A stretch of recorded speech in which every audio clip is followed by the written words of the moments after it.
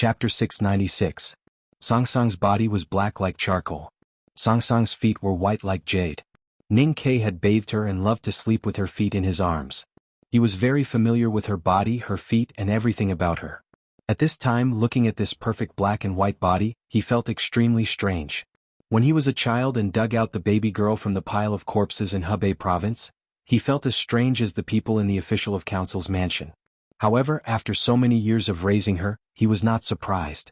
It was not until he saw this scene and heard the headmaster's words that he finally understood the truth. Sangsang was black and white, just like the black chess piece she played in the last game of chess in Lang Temple. As time went by, it finally became a white chess piece in the carriage in the wilderness. At this point, Ning Ke had no hope of getting lucky. There was no Yama in this world. Haoyan was Yama. There was no underworld in this world. When Haoyan let the end of the world come, the human world was the underworld. Countless rays of light gushed out of Songsong's body. The calm surface of the Sisui River was like a mirror, condensing the light into a beam of light and then reflecting it to the high blue sky. The river also began to shine brightly. Countless rays of light drilled out of the headmaster's body and connected with the light that gushed out of Sangsang. A part of him was in Songsong's body, so he could not leave.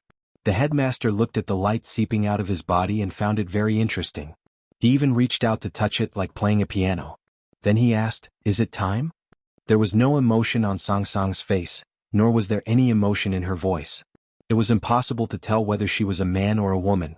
There was no fluctuation, but it was not mechanical, just transparent and empty. And the voice that came from her body had countless syllables, so complex that it was impossible to understand. It was more like the sound of nature. The headmaster understood, so he smiled. Ning Ke did not understand, but he knew that the time of separation had come. One was his most beloved teacher, the other was a woman with whom he had depended on for many years and whose lives had long since become one. There was no doubt that this was the most painful moment of choice a person could imagine. Fortunately or unfortunately, he did not have the ability to make a choice at this time, or perhaps he did not need to make a choice. Ning Ke could not move. He could only sit on the grass by the Sisui River, looking at the two people who were connected by countless threads of light. His eyes became calmer and more indifferent. No one understood what Haoyan said. It was like the howling of the wind and the rumbling of thunder, resounding through the world. So the human world knew what was happening by the Sisui River. Thus, the entire world began to reverberate with this sentence. Greetings, Headmaster. At the highest point of the Peach Mountain of the West Hill Divine Kingdom, outside the solemn Divine Hall, a crowd was kneeling on the stone ground. The usually arrogant priests in red and deacons of the Divine Hall were like the most devout believers, touching their foreheads to the ground. The hierarch lord of the West Hill Divine Palace was also kneeling behind the veil in the deepest part of the White Divine Palace. Outside the veil were the Great Divine Priest of Revelation and the Great Divine Priest of Judgment. Greetings, Headmaster.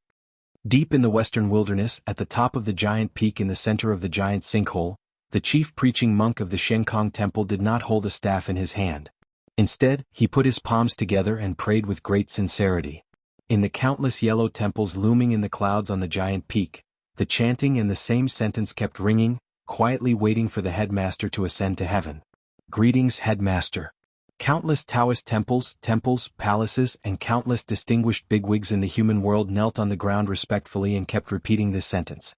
Somewhere in the distant South Sea, the Taoist in indigo silently looked in the direction of the land with an extremely solemn expression on his face. He did not say that sentence because he was very nervous. He saw a big curtain was falling slowly. He had waited for too long for this moment. He could not rest assured until the end. There were still many people who did not respectfully ask the headmaster to show his divinity. Real ordinary people did not know what had happened, let alone how it would affect their lives in the human world. As usual, they bought vegetables, cooked, drank, chatted, played cards, stole incense and fought in the fields. I have been managing the affairs of the human world for too many years. I am a little tired, a little annoyed and a little disgusted. So I don't want to manage it anymore. You see, in fact, these people in the human world do not want me to manage them either. The headmaster waved away a strand of light that floated in front of him and looked at Ning Quebec. Ning Ke could not move. He could only look and cry. So he cried loudly and tears flowed down his face. Then he began to laugh inexplicably and nervously. The headmaster was a little depressed and said, "When Haoyan finally found me in the wilderness, it was very happy and cried and laughed at the same time. Why are you acting up now?" Ning Ke suddenly found that he could move his hands. He lifted his sleeves to wipe the tears off his face and said, I am hating. Hating what? Hating your wife? The headmaster laughed and said. Ning Ke looked at the headmaster and said, I hate you for being irresponsible. The headmaster was startled and said, How am I irresponsible? Ning Ke said, If you ascend to heaven like this, what about the Tang Empire? What about the academy? The headmaster said, I am not even interested in such a small matter, let alone Haotian. Ning Ke said, Even if Haotian is not interested, how about Haotian? If you can't even deal with the enemies in the human world, how can you fight against Haotian? The headmaster smiled and said, Besides, I am not sure to lose. The smile on the headmaster's face gradually disappeared. He looked at Sang Sang, who was floating above the Sisui River, and suddenly said, I knew it was you in the carriage in the wilderness. And when you found me, I also found you. Have you ever thought about what I have been doing these days? Sang Sang was expressionless, as if she did not hear the question. The strands of light on her body became more and more dense and gradually became a stream.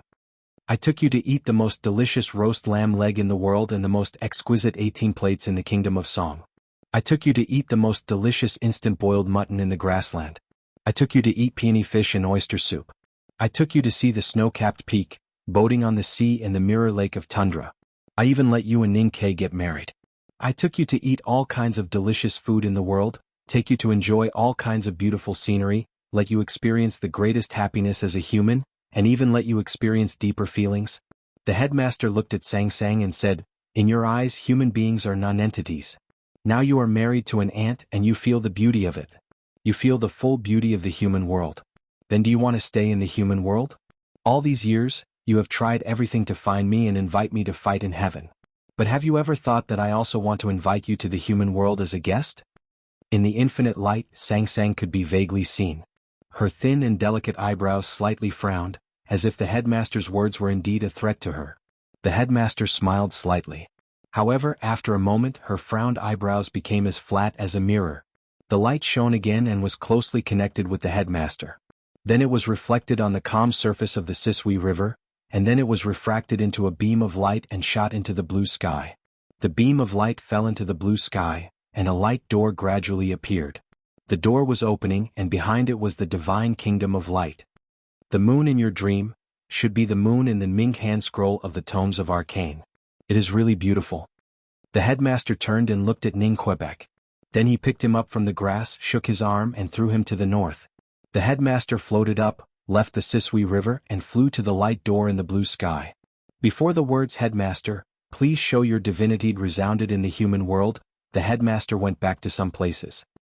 He returned to the Lu state and was silent for a moment in a hill. He returned to the Tang Empire and walked a few steps in the palace.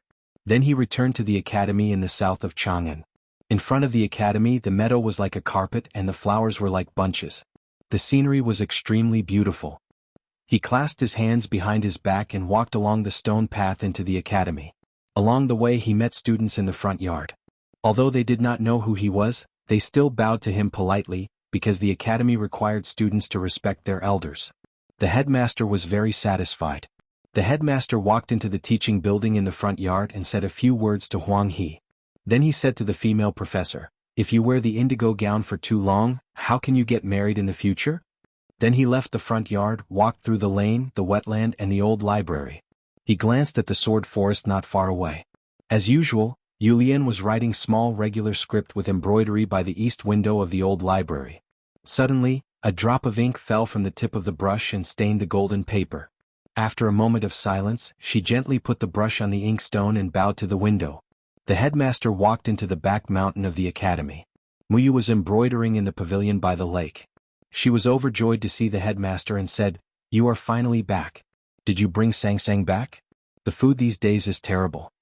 Beigong Weiyang came out of the dense forest with a flute in his hand and complained, You haven't listened to my music for 6 years. As a teacher you can't be so biased, can you? The water wheel by the stream was still running, and the sound of iron forging could be heard from the blacksmith's room. Occasionally, people in the dense forest of the back mountain were shouting that they could not back out of the game. Wildflowers were picked and put into their mouths and chewed into fragrant foam. The little white wolf was bitterly pecked by the big white goose. It ran wildly with its tail between its legs, looking for Tang Xiaotang. Eldest brother and second brother walked out of their respective courtyards and silently followed the headmaster to the back mountain. They walked up the steep stone path and came to the cliff. The headmaster stood on the edge of the cliff. Eldest brother and second brother knelt behind him. The headmaster looked at Chang and city in the distance and smiled. By the Sisui River. The headmaster rode the wind with his black gown fluttering in the air. Sang Sang followed him. Countless golden flowers of light overflowed from her body and sprinkled on the human world. The flowing clouds in the sky were shining with extraordinary splendor. Welcome the headmaster. The voice echoed in the human world. The tall figure of the headmaster gradually disappeared in the light. To be continued. If you like this work, please come to Chidian. Come to vote for me. Your support is my greatest motivation. Chapter 697. In a certain small town in the human world, in a certain bazaar, it was bustling and chaotic, and the air was filled with the smell of rotten vegetables and chicken droppings. A man carrying a pot of wine walked into a butcher's shop. The butcher closed the shop door and brought the man up to the rooftop on the second floor. They sat down at the opposite table and began to eat and drink. The drunkard looked at somewhere in the sky and sneered. He always said that it's useless no matter how high Hao Yin flies. Now it seems that it doesn't matter how powerful he is. In the end, I will leave the human world and fly towards the sky. The butcher said, for the sake of those inexplicable thoughts, we have to give up eternal life and go against the heavens that we can never defeat. In the eyes of some people this might seem very cool, but in reality, it is nothing more than foolishness. Deep in the forest of the West Hill Divine Kingdom, Chen Pippi knelt by the lake in the Jishou Abbey and kept crying at the sky. His shoulders were slumped and his body was trembling. His eyes were red and swollen, like a rabbit blinded by snow. The middle-aged Taoist stood behind him and comforted him with a sigh. Since the headmaster has ascended to heaven, then your father can come back. At least this is a good thing. Chen Pippi's father was the Abbey Dean of Jishou Abbey. His name was Chen Mao, and he had been wearing a green Taoist robe for countless years. That was why he was called the green-clothed Taoist. Many years ago, Koharan of the academy was killed by heaven. The headmaster of the academy climbed the Peach Mountain and entered the West Hill Divine Palace. The Jishou Abbey was forced to attack with all its strength. In this battle, countless powerhouses of Hao Yin Taoism died or were seriously injured.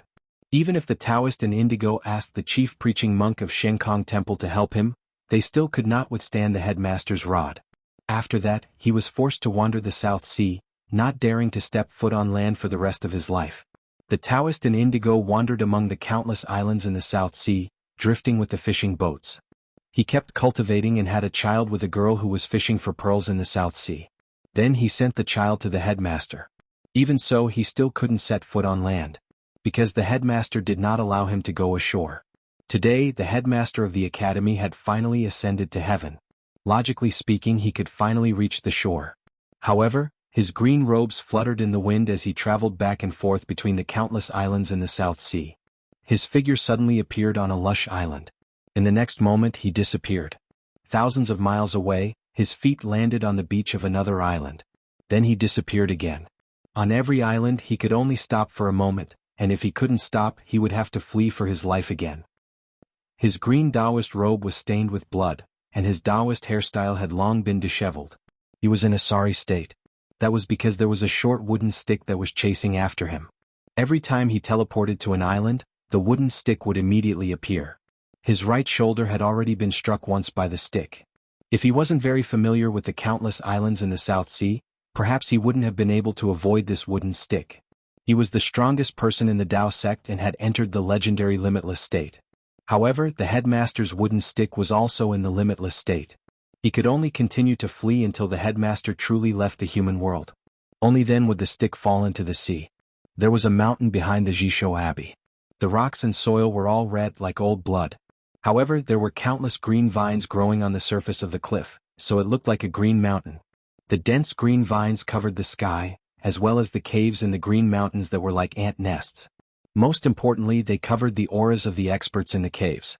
Dozens of hoarse or sharp laughter came from the caves, penetrated the green vines, and went to the human world. These laughter were full of sadness and anger, and seemed so vicious and violent.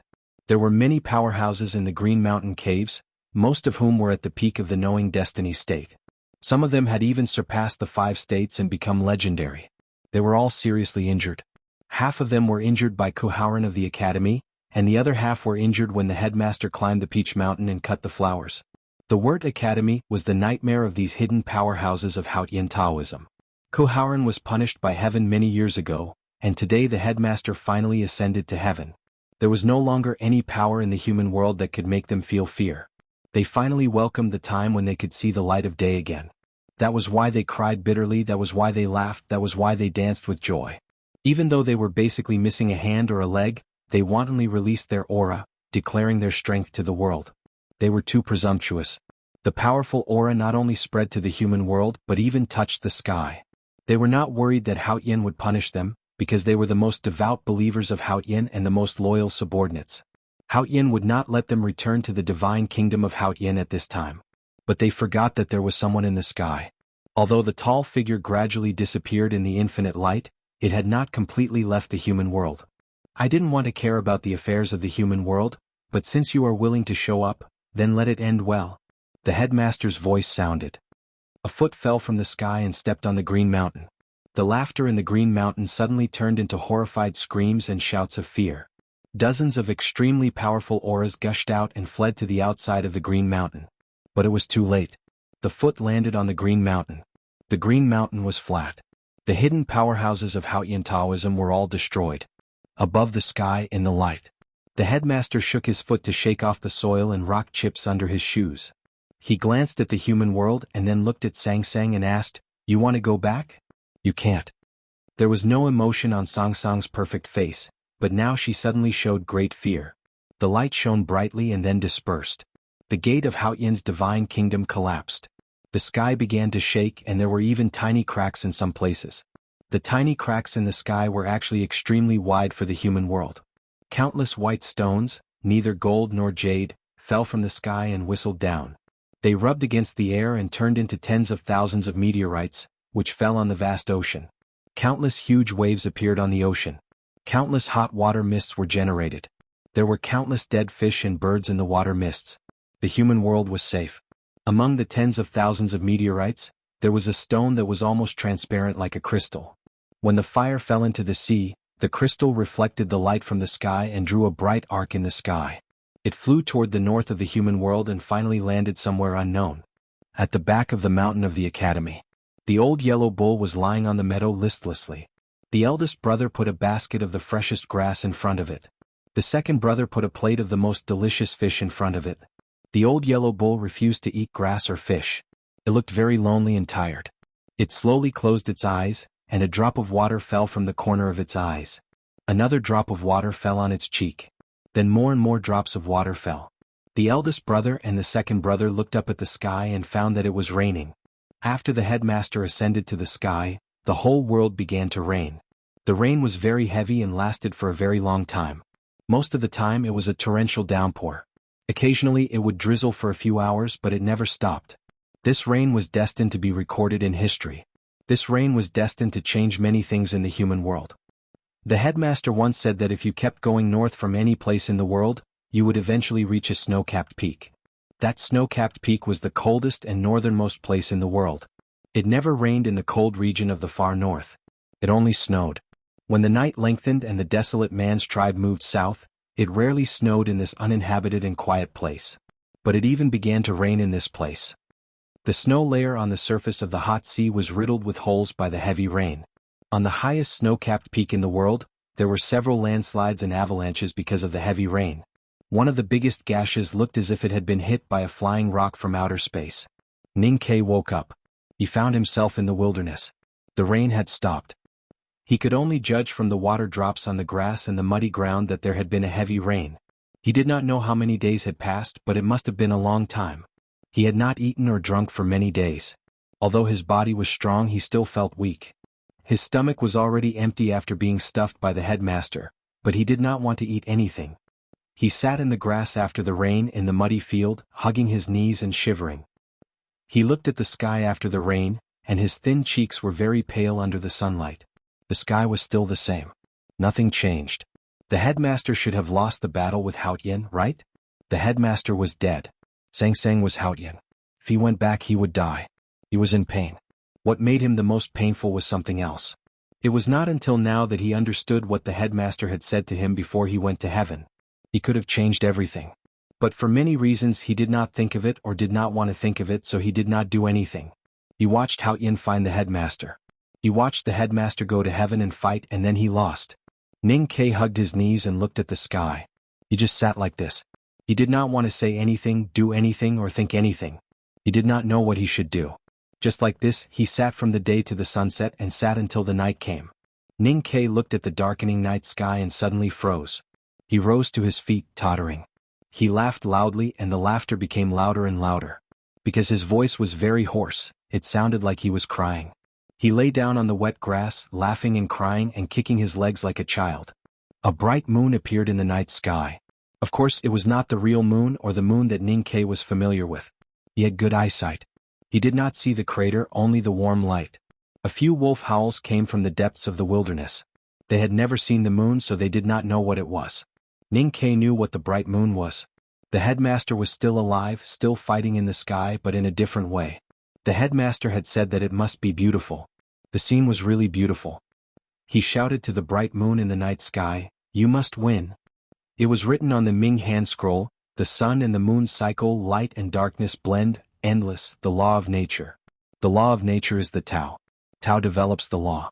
When the law enters the end, the night comes and the moon appears." After Buddha read the Ming hand scroll, he wrote in his notes, "The sun and the moon cycle, the light blends and the moon should be in the night. However, countless tribulations come, and the moon cannot be seen in the eternal night." The headmaster was the moon. If the headmaster was not born, the eternal night would be like the eternal night. To be continued. If you like this work, please come to Chidian.com to vote for me. Your support is my greatest motivation. Chapter 698. Writing this plot at the legendary doomsday moment was certainly not calculated. It was just a coincidence. But just like how there is no real doomsday, stories are always full of hope. For me, there are usually two situations when I write to swear. One is when it is too difficult and I feel that I have written it badly. The other is when it is too difficult and I feel that I have written it well. After writing for so many years, if you still remember, I often couldn't help but slap the table at the end of a chapter and praise, "It is 2F** King well written." This was indeed too narcissistic. I was criticized and ridiculed, so I said it less and less and have been tolerating it. But I don't want to tolerate it at this time. I am F** King well written. All the uneasiness suddenly disappeared after the first chapter came out. I have no reason not to be confident. Some readers say that I like characters who abuse their popularity, but it's not like that. This is a matter of principle, just like the change of office. A long time ago, a friend said, last year, that you will definitely write the headmaster to death. I said that it depends on what kind of death you understand. I am very satisfied with this plot arrangement. In my concept and plot, the old man is certainly not dead. He only continues to fight in the sky while Ning Ke stays in the human world to fight. As for the ending of these two battles, I am looking forward to it. I hope I can write it well. Now back to some of the initial questions in this book. Why is there no moon in this world? First of all, this is not our current world. It should not have or only one moon. Secondly, I purposely do not want there to be a moon in this world because I want to wait for the moon to appear in this chapter. Everything he did was to serve the headmaster of the academy and to elicit that sentence. If the headmaster is not born, the ages will be like a long night. This is the evaluation of the headmaster, and also the emotional judgment I put into it. I'm very satisfied at this time. There is another sentence in this story, or rather a word, that I have been looking forward to for a long time. I will continue to write it and write it out for everyone to see. I suddenly thought that if this plot appeared at the end of the month, it would be great. But the cycle of the sun and the moon is natural. It should appear at this time, so it will appear at this time. At this time, I must work hard to get the monthly votes. When the double at the end of the month, I will continue to ask for more. To be continued. If you like this work, please come to Chidian.com to vote for me. Your support is my greatest motivation. Chapter 699. This was the longest and most extensive reign in recorded human history. It lasted from the height of summer all the way to the beginning of autumn. It was beyond everyone's imagination. The rain continued to fall from the sky, landing on the mountains, rivers, plains, and lakes. After being washed by the rain, cliffs began to collapse. Official roads were destroyed, rivers burst their banks, and floods flooded. Such a serious natural disaster was enough to make the whole world feel desperate. Fortunately, the West Hill Divine Palace and the royal families of various countries quickly launched disaster relief. Once again, in the face of serious natural disasters, human beings showed terrible vitality and endurance. They were not knocked down but calmly accepted and fought hard. The heavy rain also fell on the wilderness. The fields were muddy and soft, and it became extremely difficult to walk on it. The herdsmen could not graze, so they had to hide in their tents and suffer. Even the horse gang hid in the forest by Shubi Lake and kept sighing at the rain. After the war in the wilderness, the Tang army divided into two groups and retreated. Among them, the northeast border military arrived at Tuyang City in the south before the rain fell. The cavalry of the northern military camp stayed in Helan City for a while, but were forced to stay by the endless rain. Although the empire spared no manpower and resources and had been investing for hundreds of years, Helan City was far away in the wilderness, and the buildings in the city were limited. Tens of thousands of cavalry of the northern military camp filled all the tents and residences in the city, but a large part of them were still forced to settle in the city tower. The city tower was high between the cliffs and the cold wind passed through it at night. The temperature at the turn of summer and autumn should have been suitable for camping, but it had been raining for many days. Autumn came early to the wilderness and the temperature suddenly dropped. Helan General Han Qing had spent these days trying to keep the cavalry of the northern military camp warm. The most troublesome problem was the supply of food. Helan City had a lot of food reserves, but with the addition of tens of thousands of Tang soldiers and countless horses, the pressure on them suddenly increased. They could barely hold on for a while, but if the rain continued, the food from the south could not be delivered and they could not leave. Then Helan City would face the danger of food shortage. All kinds of problems and troubles came together to form all kinds of danger. However, no matter if it was the cavalry commander of the northern camp or General Han Qing, they did not dare to use this problem to ask the emperor, who they should ask the most. They did not dare to disturb the empress or Grandmaster Huang Yang, because His Majesty was sick, very sick. The great Tang Emperor, Li Zhongyi, was a man who valued friendship and righteousness, but this did not mean that he was inflexible and ignorant of worldly affairs. When he was a prince, he was the most powerful general in the world. In the past 20 years after he ascended the throne, he appeared to be very calm and low-key, but no one dared to look down on him. To the emperors of the South Jin Kingdom, the Yueluan Kingdom, Yan, Qi Song and Qing Kingdoms, the Tang Emperor was definitely at the top of their death list. At all times, there were countless people secretly praying that he would suffer from an incurable disease, cursing him to die from it. In reality, not many people knew that many years ago, Li Zhongyi had contracted an illness. Moreover, this illness was very serious and had always accompanied him. It was ingrained into his internal organs and bones, and there was no way to cure it. The headmaster of the academy had seen the emperor's illness. Perhaps the illness was too troublesome, or the headmaster of the academy had seen the abyss of fate after the illness, so he only wrote a prescription and did not use any human power. The illness dragged on until the autumn of the 18th year of the Tianqi era. With the arrival of the giant golden dragon, with the continuous cold rain, and with a fated stray arrow, the illness broke out. The emperor leaned against the couch, his face pale. He held a handkerchief in his hand, which was stained with blood. The empress lowered her head and did not speak. She gently rubbed his chest, trying to make him feel better. Many people have died in Chang'an over the past few years. Many old people who had accompanied my father and even my grandfather have died before me. Now even the headmaster has left us. Now I can't do it either. The emperor held her hand and said, "Heaven wants the Tang Empire to die, and it is not because of war. Even so, I have no fear because I believe that the Tang Empire will win in the end." Hot tears fell from the empress' eyes. At this time, the emperor was holding her hand, so the tears fell onto the tightly clasped hands and became splashes. "I am the most powerful man in the world. I married the woman I love the most, and in the end, I died on the road to conquer the world. I have no regrets in this life, so don't be sad," the emperor said. The empress raised her head and said with tears on her face, "But I have a lot of regrets. I haven't seen what you look like when you grow old.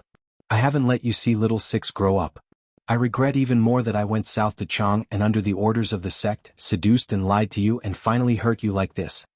The emperor smiled and said, "Seduced and lied to me and finally you still fell in love with me." Listening to the sweet and sour words, the empress finally smiled with tears in her eyes and asked, "Have you ever blamed me? It would be a lie to say that I have never blamed you.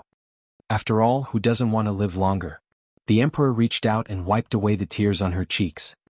He said, "But later on, I thought that the war between you and me would end with my victory. Then my injuries would be a mark of glory." The Empress gently hugged him and murmured, "From the moment I saw you, I lost." The Emperor smiled contentedly. He had fought in countless battles in his life, but only this one was the most unforgettable and the most important to him. "If I wasn't the Emperor, I would be a student of the academy. Now that I think about it, that kind of life might be more interesting. But after all, the headmaster of the academy is my teacher." The Emperor smiled tiredly and looked at her. He said, "Now that my teacher is working in heaven, we still have to work in the human world. After I go with my teacher, do you know what to do?" The Empress said, "Your Majesty, rest assured. I know what to do."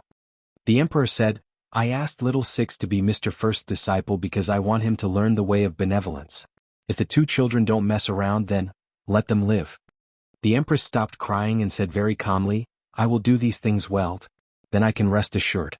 The Emperor said and then slowly closed his eyes. Master Huangyang walked into the room. The Empress looked at the Emperor, who seemed to be asleep for a long time. Then she took off the rosary on her wrist and put it on his wrist. She bent down and kissed his forehead gently. Master Huangyang put his palms together. After a moment, the chanting of scriptures sounded in the room. The reincarnation scripture. It was also raining in Chang'an. The rain was heavy and mixed with thunder.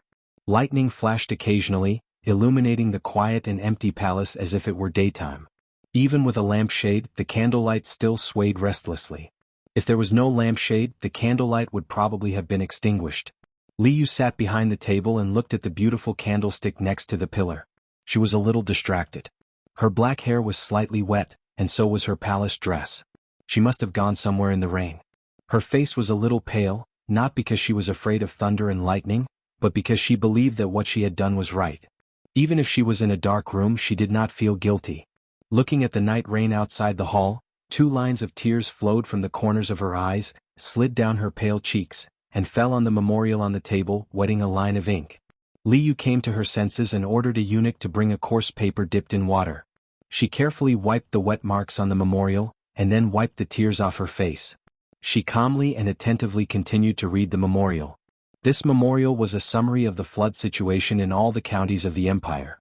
It was very important. She picked up a brush and began to read the memorial. Guarding the dikes, storing water, disaster relief, epidemic prevention, military mobilization, and keeping an eye on the riders in the eastern wilderness. The Tang Empire was very big and there were many things to do. She had already adapted to it and handled it in an orderly manner. As she continued to read the memorial, her expression became calmer and calmer, even more determined. Late at night, after a busy day of government affairs, Li Yu put on a cloak and left the palace alone under the heavy protection of the Yulin royal guards and guards.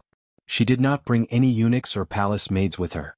She did not go far, just to the Southern Gate Temple opposite the imperial city. The Southern Gate Temple, shrouded in the heavy rain, seemed particularly desolate and quiet. Li Yu walked into the Taoist temple.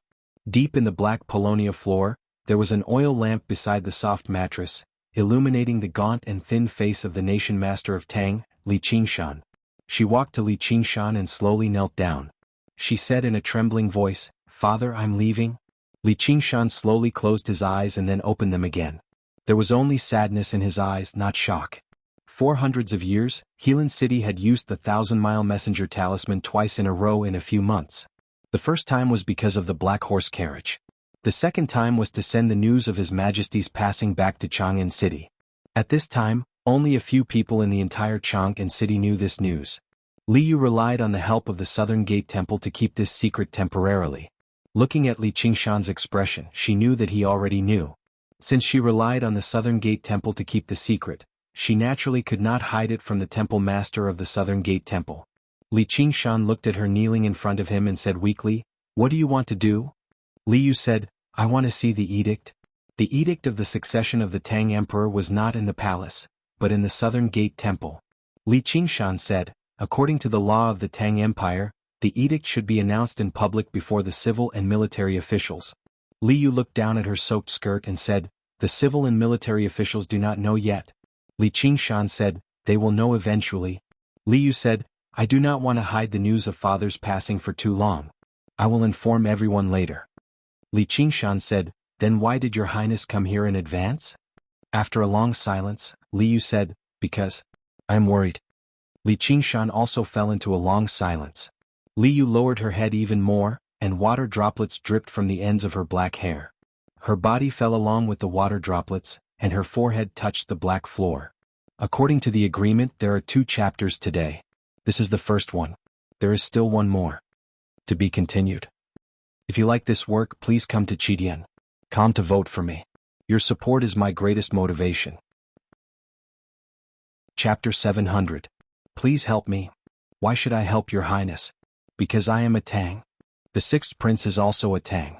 But his mother is not a Tang. The Tang Empire is open-minded and tolerant. We don't care about these things. Please believe me. Why should I believe your highness? Because you don't believe the empress? Li Yu looked at the familiar handwriting on the edict and suddenly felt very sad. It was her father's handwriting. Just like the rumors, no matter how much he loved calligraphy and how diligently he practiced, he could not make his handwriting look better. However, from the meticulous handwriting, it could be seen that her father was very calm and determined when he wrote these words, without any hesitation or struggle. Li Yu's hand holding the edict trembled slightly. She exerted force with her fingers as if they were about to sink into the yellow cloth. The trembling spread from her forearm to her shoulder, and her entire body began to tremble. She felt extremely disappointed and sad, and then began to feel angry, not only because of the content of the edict, but also because of her father's handwriting on the edict was so stable. Why is it like this? She whispered. Then she repeated it again, her voice full of grievance and unwillingness. Why is it like this? Her voice was a little louder than before, but it still could not pass through the Taoist temple and the night rain outside. It was even louder than the sound of her teeth chattering. Li Qingshan said, "This was written by His Majesty before he personally went to war. Since he left the edict, it means that he also vaguely sensed the direction of heaven's will. However, you should also be able to see that he made up his mind a long time ago." Li Yu was silent for a long time. Suddenly, she raised her head and wiped the tears on her face with her sleeve. She looked at Li Qingshan on the sickbed and said with a trembling voice, "Can the edict be changed?" Li Qingshan slightly drooped his eyelids and said, "Generally not." Li Yu's eyes lit up and she asked, "What is not generally?" Li Qingshan glanced at her and said, "When the country is in danger." Li Yu asked, "Who can change it?" Li Qingshan said, "I can." The edict of the Tang Emperor could not be easily forged. There was the royal seal and complex emblems on it. Most importantly, there was a unique imprint of the aura of heaven and earth on it. Part of that imprint came from the bloodline of the royal family, and part of it came from the witnesses of the edict. Before His Majesty left Chang'an when he wrote the edict in the Southern Gate Temple, the witnesses were his most trusted master of nation Li Qingshan and his younger brother, Master Huangyang. And the imperial seal was in the palace at this time, on the couch of Li Yu who was supervising the country. Looking at Li Qingshan's old and thin face, Li Yu asked in a trembling voice, "What do you want?" Li Qingshan looked at the slightly wet, beautiful woman before him. He felt like he was looking at the little girl who followed her mother around and acted like a spoiled child. He smiled in reminiscence. Then he said calmly, "I want the Tang Empire to prosper for generations to come. I want the South School of Haoyan Taoism to flourish. I want the Tangs to live a carefree life. Your Highness, can you promise me that?" Li Yu left the Southern Gate Temple. It was believed that the shocking news would soon pass through the storm and reach the mansions of the princes and ministers in Chang'an. Tomorrow was not the day of the Grand Court Conference, but there was bound to be one. In the rain, the Southern Gate was still quiet as if nothing had happened. The oil lamp was like a bean. It could only illuminate the corner of the Taoist temple. Mingqi knelt in front of the oil lamp. Half of his body was in the shadow. Li Qingshan lay on the sickbed and looked up. It was as if he could see the rain falling on the Taoist temple. He frowned and sighed, "I changed the edict today and violated the law of the Tang Empire. I also violated His Majesty's last wish. I don't know what will be written in the history books after I die and how will His Majesty think of me." Mingqi was silent. It was inappropriate for him to say anything at this time. "But I won't regret it, because Your Highness is right. Rather than saying that I trust her and Prince Huiyuan, I can't trust the Empress. How can I let the Saintess of Diabolism become the master of the Tang Empire?" Li Qingshan said indifferently, "If it wasn't for her, His Majesty wouldn't have died so young." Mingqi raised his head and glanced at him. The officials and people in the court all thought that the Empress and the nation master were close. Who would have thought that the truth was true? In recent years there have been too many funerals in Chang'an. Senior statesmen of 3 dynasties and veterans of the battlefield have all passed away. Now His Majesty is dead, and even the headmaster of the academy is dead. If this is not God's will, then what is? Li Qingshan turned to He Mingqi and said, "If I remember correctly, you are from Qinghe Prefecture?" He Mingqi lowered his head and answered, "My family is from the He clan of Qinghe Prefecture." Li Qingshan squinted his eyes and said, "The He clan that once had a great divine priest of West Hill?" He Mingqi said after a moment of silence, "Yes." Li Qingshan looked at his favorite disciple and sighed. He said, "It seems that I was right. You really work for the Hierarch Lord. No wonder you are so interested in the God-stunning array." He Mingqi felt that his body suddenly became very cold. He leaned forward and put his hands on the black wooden floor. He trembled slightly and did not know what to say. The Hierarch Lord wants to lead the papal cavalrymen into Chang and bring the Tang Empire back to the glory of the West Hill Divine Palace. That's why he wants to break the God-stunning array more than anyone else. Li Qingshan said, "You have been cultivating in the Southern Gate Temple for so many years. Your goal is to find the array pestle.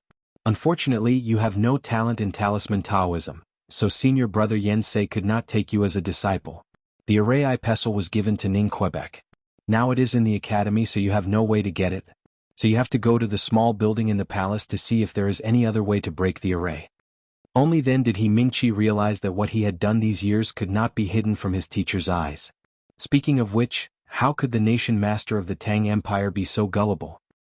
He asked in a trembling voice, "Since you know all this, why didn't you expose me?" Li Qingshan said, "Because you are my favorite disciple. Because I am also struggling." Struggling? Xia Ho was born in the Devil's Doctrine, but he became a visiting professor of Haotian Taoism and a general of the Tang Empire. He has been in pain all his life.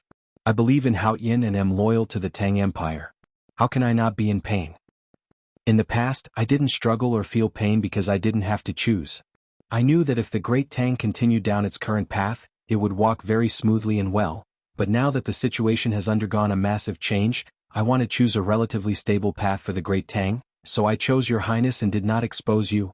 Li Qingshan said, "People say that Chang and is unbreakable and the cultivation world praises the power of the God-stunning array. But how many people know that the real unbreakable one is the headmaster? If the headmaster is not dead, you would be dead now." He looked at He Mingqi and said, "But the headmaster is still dead.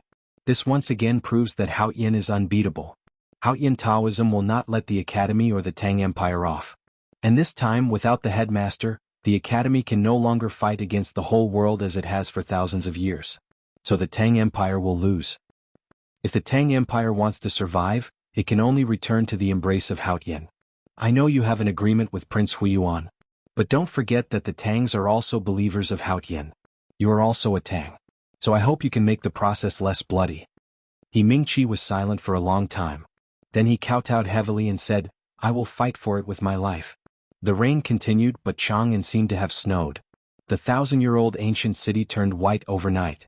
Countless banners fluttered on the streets. The people who stood under the eaves to shelter from the rain looked sorrowful. Many people even wore mourning clothes. Only a small part of this mournful whiteness was dedicated to the headmaster.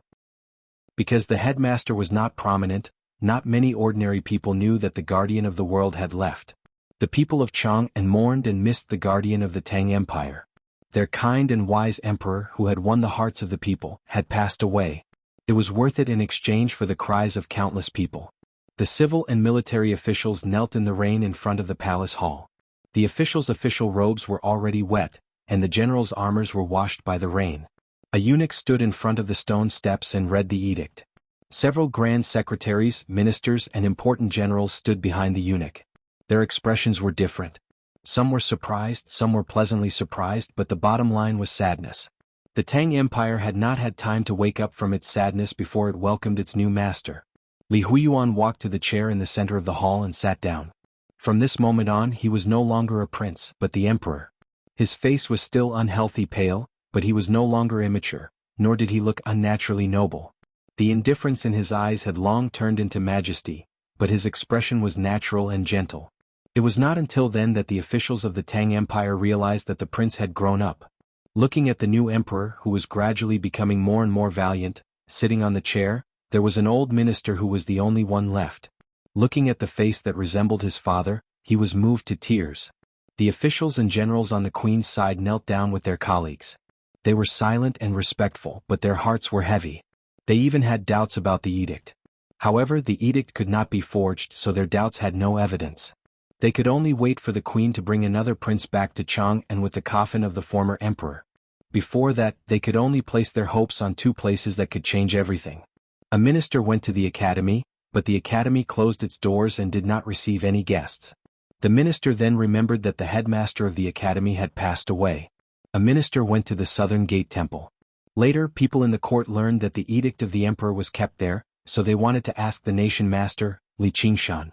The door of the Southern Gate Temple opened, and He Mingqi walked out with a white cloth belt around his waist. The nation master, Li Qingshan, had passed away. From now on, he was the new Abbey Dean of the Southern Gate Temple, and also the master of the South School of Haoyan Taoism. There are many great reviews in the book review section. Some are about the headmaster of the academy, some are about Sang Sang, some are about the general trend of the world, and some are about Ning Kei's future battle.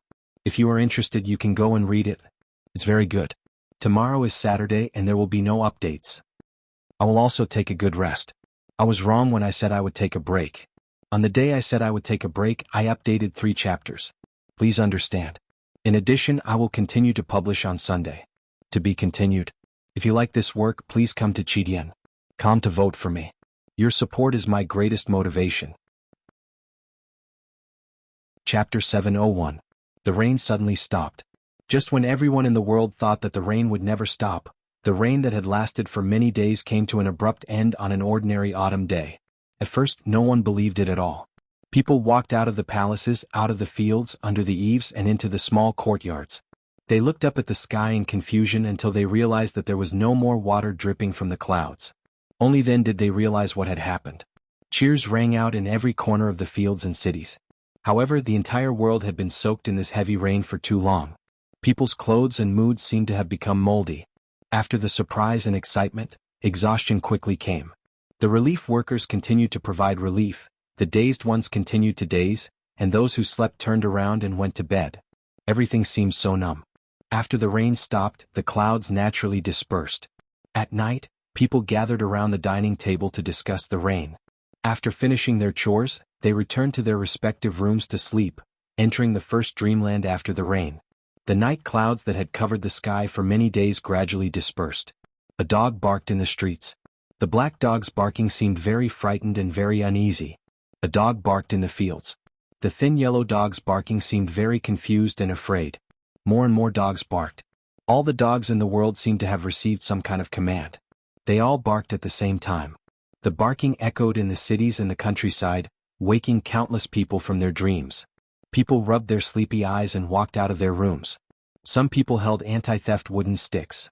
Some people complained that their daughters-in-law had forgotten to feed the dogs today. They took the food bowls to find their dogs. Only then did they realize that it was not only their dogs that were barking, but all the dogs were barking. All the dogs were barking at the night sky. People curiously followed the eyes of the dogs and forgot about the night sky. The wooden sticks in their hands slipped, the food bowls in their hands slipped and fell on their feet. However, they did not seem to feel any pain. Everyone was shocked. Their attention was completely attracted by the object in the night sky. Even if the house behind them caught fire, it would be difficult for them to wake up, let alone their feet being smashed. After many days, the rain clouds dispersed, revealing the clean night sky. However, in the night sky there were no stars in the past, only a white round bright object. What was that? There was a strange phenomenon in the sky. The night moon hung high in the sky. This strange and horrifying scene shocked all the humans, causing them to feel fear and uneasiness. Many people fainted from fright, and even more people knelt in their own courtyards or in front of their windows, worshipping. The royal families of various countries burned incense and worshipped the night, praying for Haotian's forgiveness for the disrespect of human beings. Many Taoist temples and temples were full of incense, and rumors began to spread in the human world that this was a precursor to the invasion of the underworld. It immediately caused a disaster even greater than the continuous rainstorm and floods, and many foolish people even chose to commit suicide.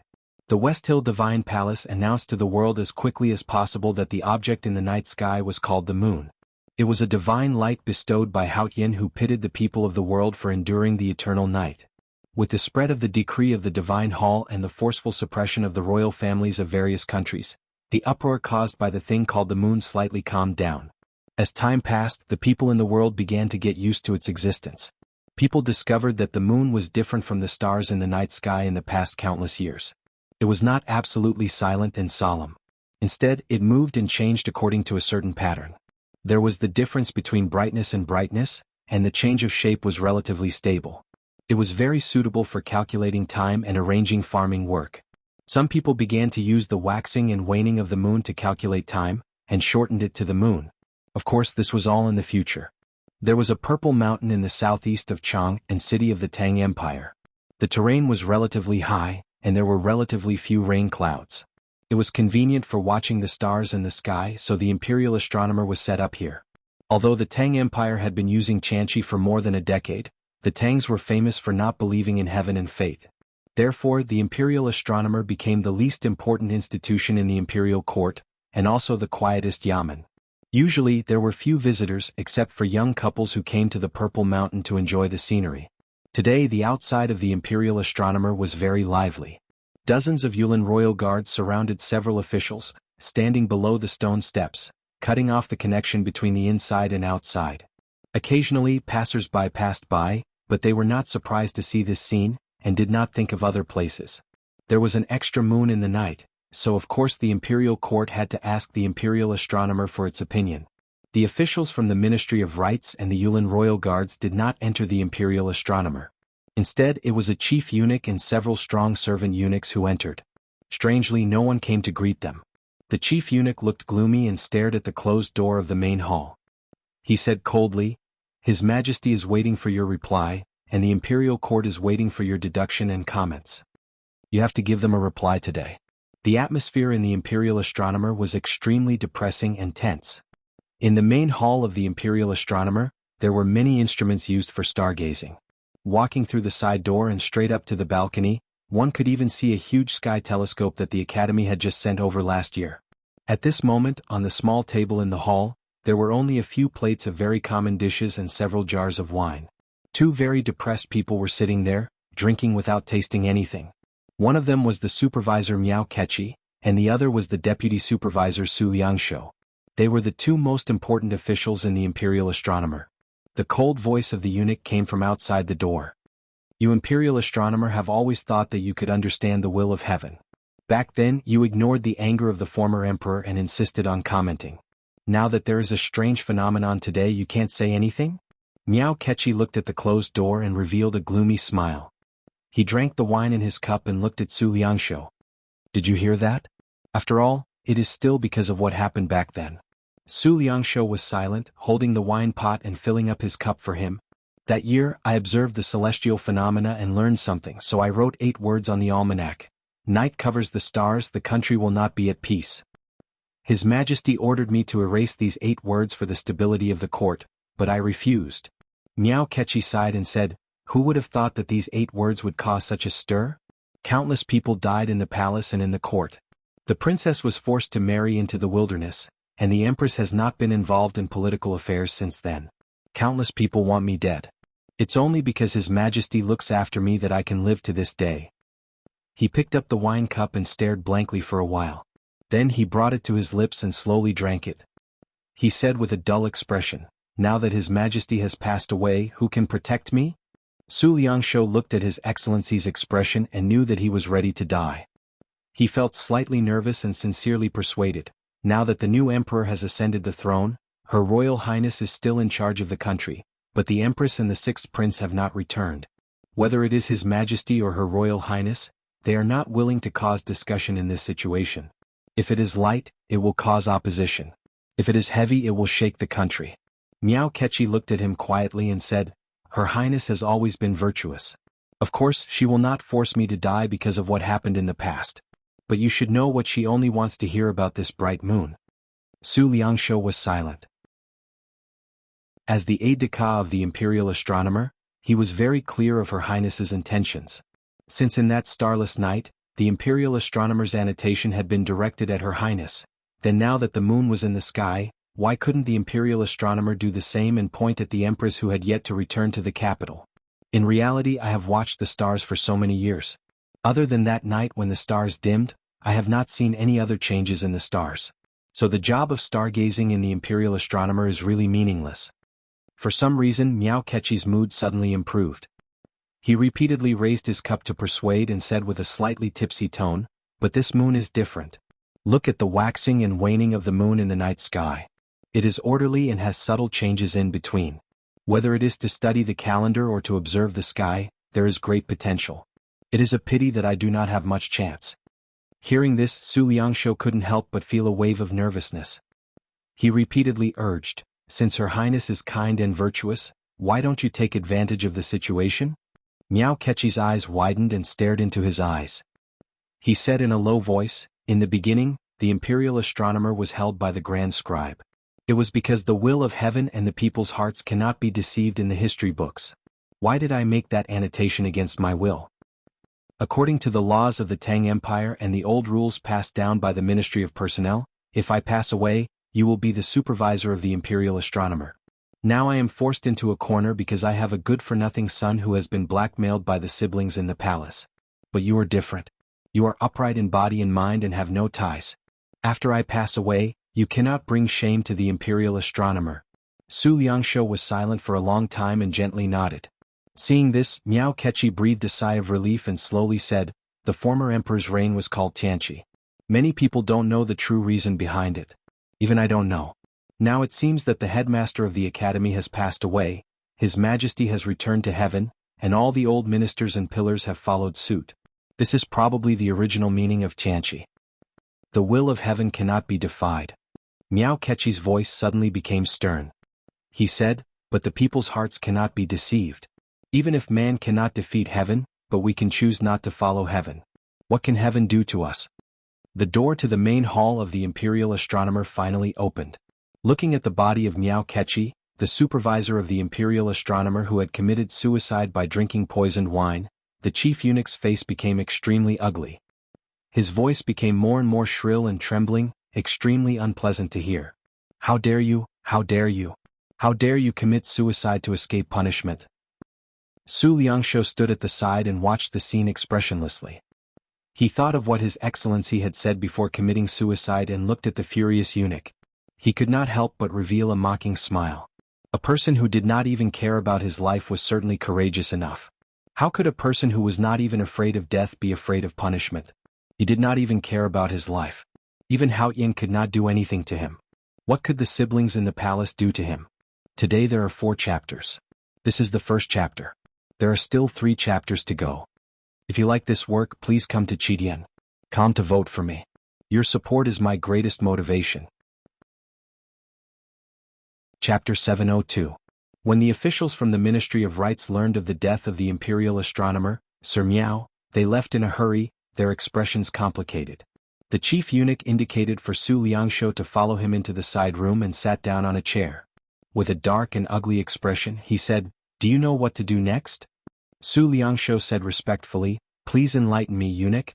The chief eunuch lightly tapped the table and said, "I don't know the art of stargazing, so I'll listen to you." After a moment of silence, Su Liangshu said, "Gonggong, do you really want me to write it?" The leader of the eunuchs was extremely anxious and shouted, "What are you waiting for? Hurry up and get this done." Su Liangshu no longer hesitated. He walked to the table and wrote down 8 words. "The dark moon has invaded the stars, and the country will not be at peace." Many years ago, the imperial astronomer of the Tang dynasty observed the sudden darkening of the starry night and wrote these words. Many years later, when the moon appeared in the night sky, the official of the imperial astronomer wrote another 8 words without even looking at it. The chief eunuch's expression was extremely ugly. It was so gloomy that it seemed like water was about to drip out. The anger in his eyes was like a flame. He gritted his teeth and said, "What does Lord Su mean by this?" Su Liangshu said calmly, "I am the deputy of the imperial astronomer. After the death of His Excellency, according to the laws of the Tang Empire and related regulations, the order of succession does not need to be discussed by the court. Since you want me to comment, I will do it. What's wrong with that?" The head eunuch was so angry that he laughed. Pointing at Su Kei's nose, he laughed dryly and said, "What a good Lord Su." Su Liangshu's expression suddenly turned serious.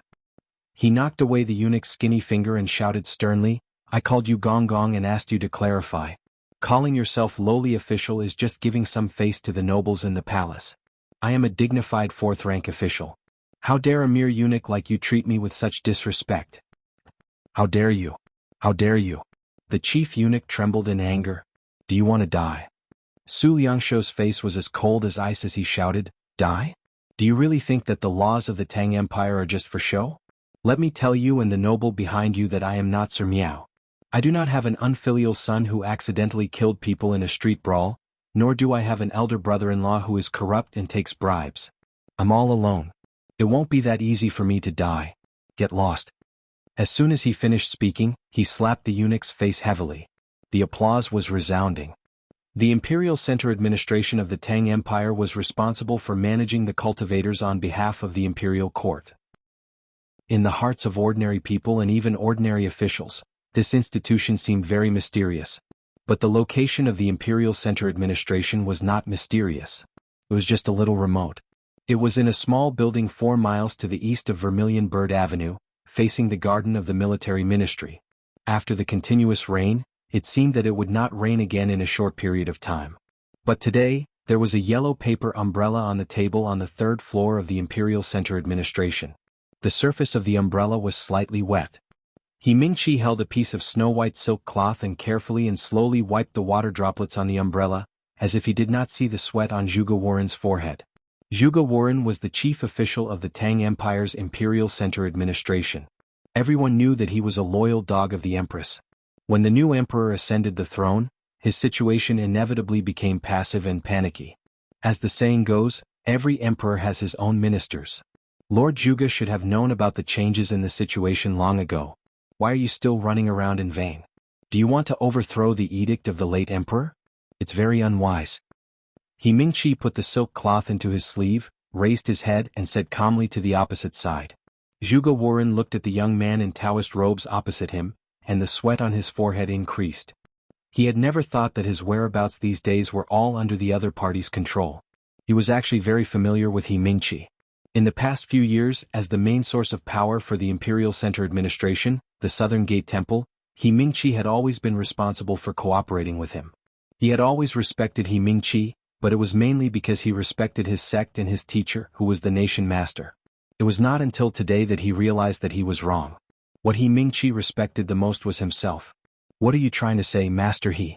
I'm just drinking tea and chatting with some old friends. If you want to frame me and overthrow the edict of the late emperor, I can't accept it. Zhuge Warren's voice was a little hoarse. When He Mingqi walked slowly into the Imperial Center Administration, he did not hear any warning. His voice was almost hoarse because he knew that no matter what he said, it would be difficult to be heard. The reason why the late emperor agreed to the Empress's suggestion to let you be the supervisor of the Imperial Center Administration was because you were an ordinary person. You did not sympathize with cultivators, nor did you have the innate reverence other ordinary people had for cultivators. This was an advantage but also a fatal weakness. He Mingqi said, after so many years, which cultivator in the Imperial Center Administration would sincerely obey you? Once you don't have the authority in your hands, you can't order them at all. Zhuge Warren felt that the person sitting in front of him was a poisonous snake. He said, I really did not expect that the Southern Gate Temple's infiltration of the Imperial Center Administration would be so terrifying. But don't forget I am still the supervisor. Although those people did not dare to stop you from coming to see me, they did not have the guts to help you kill me. He Mingqi looked at him with pity and said, I am a cultivator. Although I am not as great as Ning Ke and Qin Pipi, why would I need help to kill an ordinary person like you? Zhuge Warren shouted sternly, I don't believe you have the guts to kill an official of the imperial court. He Mingqi said, I do not dare, but Lord Zhuge, do not forget that the new emperor has already ascended the throne. He only needs to issue an imperial decree to take away your official position. By then what will you have left? More beads of sweat appeared on Zhuge Warren's forehead. He said, in that case what are you waiting for? His Majesty has just ascended the throne, and he wants to kill the Empress's loyal dog. This will not look good in the eyes of the court officials. Moreover, you have been in charge of the Imperial Center Administration for many years. I believe you have some secrets and unknown powers. His Majesty does not want unnecessary losses because of the conflict between the Emperor and his officials. He Mingqi looked at him and said with a smile, so His Majesty wants you to resign. Zhuge Warren stared at him and said mockingly, Do you think I am so stupid? This has nothing to do with stupidity. It has to do with the current situation. Even if you still have some trump cards that are not in our control, the general situation is already in our control. You can't overturn the sky. He Mingqi stopped smiling and said, Lord Zhuge is grieving over the death of the previous emperor and is suffering from a serious illness. He sincerely asks to resign. His Majesty and Her Highness will pity you for your hard work and allow you to live in Chang'an. If His Majesty takes away your official position, you will be sent to another county. Zhuge Wuren's hands trembled slightly when he heard this. It seems that Lord Zhuge is also very clear about the difference. Yes, you have followed the Empress all your life and done many dirty things. You have ordered cultivators around like pigs and dogs and offended many sections. If you do not have the support of the imperial court as long as you leave Chang'an, you will only be left with a dead end. After saying this, He Mingqi picked up the yellow paper umbrella from the table and put it under his armpit. He walked out of the Imperial Center Administration. There was no sound of wind or rain outside the hall tonight. Li Yu felt a little uncomfortable and her mood was a little unsettled. She read a few memorials but could not calm down. She did not even clearly see what was written in the memorials. Now that her brother had ascended to the throne, her position as regent should have been invalid. However, both the new emperor and the officials of the two factions in the imperial court had a tacit understanding and asked her to continue to be the regent. The emperor wanted her to continue to review the memorials because he believed in his sister's ability in government affairs and to express his gratitude and closeness. The officials of the princess's faction insisted on this because they did not trust the new emperor's ability in government affairs. As for the officials of the empress's faction, who knew what they were secretly thinking, Li Yu casually flipped through the thick memorials. Suddenly, her fingers froze and her expression became solemn. This was because at the bottom of the memorials she saw Zhuge Wuren's resignation. The candlelight shone on the table and the screen, as well as on her uncertain face.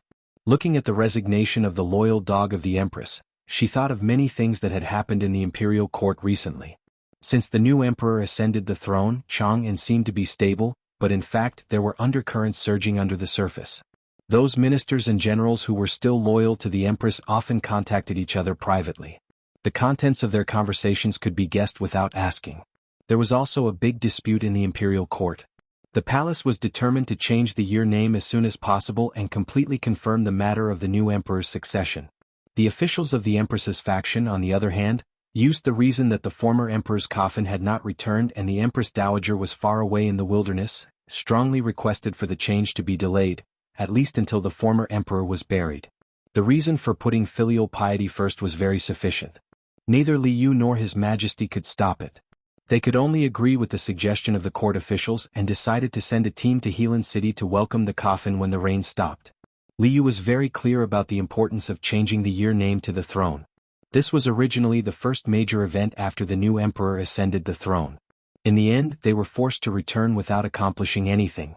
Therefore, she guessed that her brother would be very angry. However, she did not expect that he would start to act without her knowing. Under the illumination of the candlelight, she carefully read Zhuge Wuren's resignation. She wanted to see something deeper in the details of the resignation, but she found nothing. Because the former emperor's coffin had not returned, the new emperor did not move into the main hall. He still lived in the side hall of the previous years. However, the side hall now was much more lively and prosperous than the main hall. Tonight, the palace suddenly became quiet again. Other than the two most trusted chief eunuchs guarding the door, there was no one else in the quiet hall except for the sister and brother. Back then, I heard from my father that ruling a country is like frying a small fish. Don't flip it casually. Let nature take its course and act cautiously. Don't be impatient. Li Yu looked at her brother and softly persuaded, "You are now the emperor of the Tang Empire.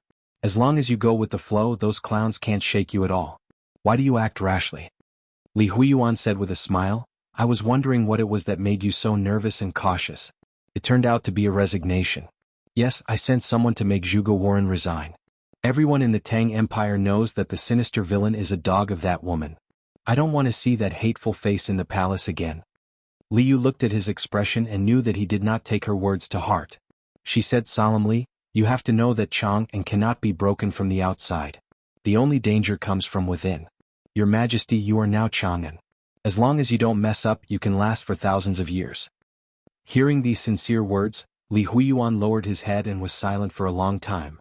Then he looked up at Li Yu and said, In fact, I also understand this. But as you said, the danger of Chang'an is inside. During the 2 days when the edict was read, the minister of the Ministry of Rites went to the Southern Gate Temple and Zhuge Warren went to the academy. Don't you know what they want to do? Liu was silent. She was not worried about the Southern Gate Temple, especially after the death of the nation master Li Qingshan. It was impossible for anyone to know what happened that night. However, the academy had never expressed its attitude, which was what really made her feel uneasy. The academy had always been closed. Not to mention the ministers loyal to the queen, even the messengers she sent could only see the ordinary staff of the academy. Not even a professor could be seen. If it was because of the death of the headmaster of the academy, it was understandable that the academy was closed. But what were the professors doing? What were the people on the second floor of the academy who were qualified to influence the imperial court doing now? Sister, those people can't be reconciled. They would rather die than admit that father chose me to succeed the throne. They will only think that we are weak if we are lenient to these unscrupulous people. Li Huiyuan looked at his sister and said fiercely. Hearing this, Li Yu's heart trembled.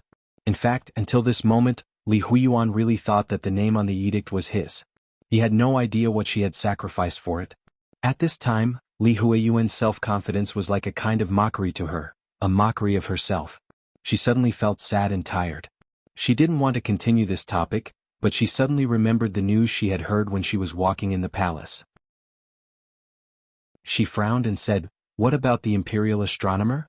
Li Huiyuan was startled and didn't know how to answer. Seeing this, Li Yu knew that it was true.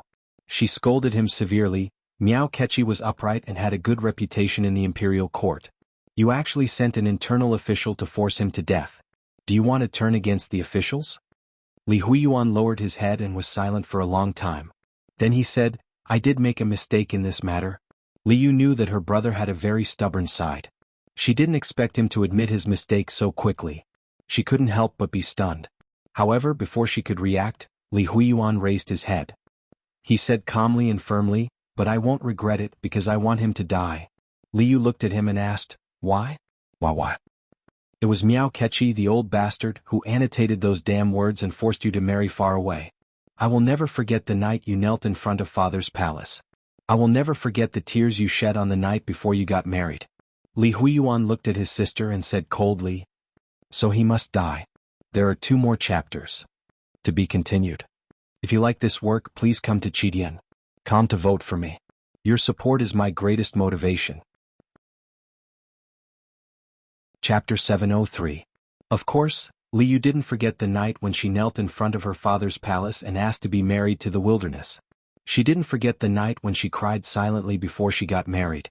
But as time went by, she buried the sadness in her heart and sometimes even thought that she had forgotten it. She didn't expect that her brother, who was still young at that time, would always remember those things. He hid it in his heart for so many years and finally broke out after he ascended the throne. At this moment, apart from being touched and a touch of sadness, what else could she feel?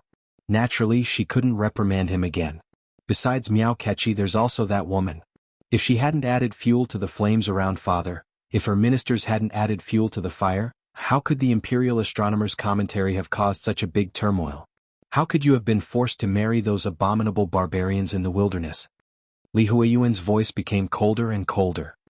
He reached out to hold Li Yu's hand and said, Don't worry, sister. Now that I'm the emperor of the Tang Empire, no one dares to bully me and you like before. Miao Keqi's death is just the beginning. I will also make that woman stay in Helan City and never return to Chang'an. Hearing this, Li Yu suddenly came to her senses. She held his hand tightly and stared into his eyes. She said with a very serious expression, I have already made arrangements in Helan City. You must not mess around. After all, in name that woman is our mother and now the Empress Dowager. If you want to do something to her, you need the right time and reason. She must return to Chang'an. What we need to do now is to delay her return. Li Huiyuan had something to say. Li Yu shook her head and looked at him seriously. I know there are rumors in Chang'an City that the edict is fake, so you are a little uneasy. But rumors can only be rumors.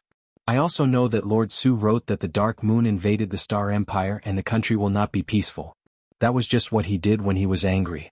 Don't make things difficult for him. Your Majesty, you must remember that the edict is not the key, that woman is not the key, and the imperial astronomer's commentary is not the key. The key is who the civil and military officials in the court and the people support. Li Yu's words made sense.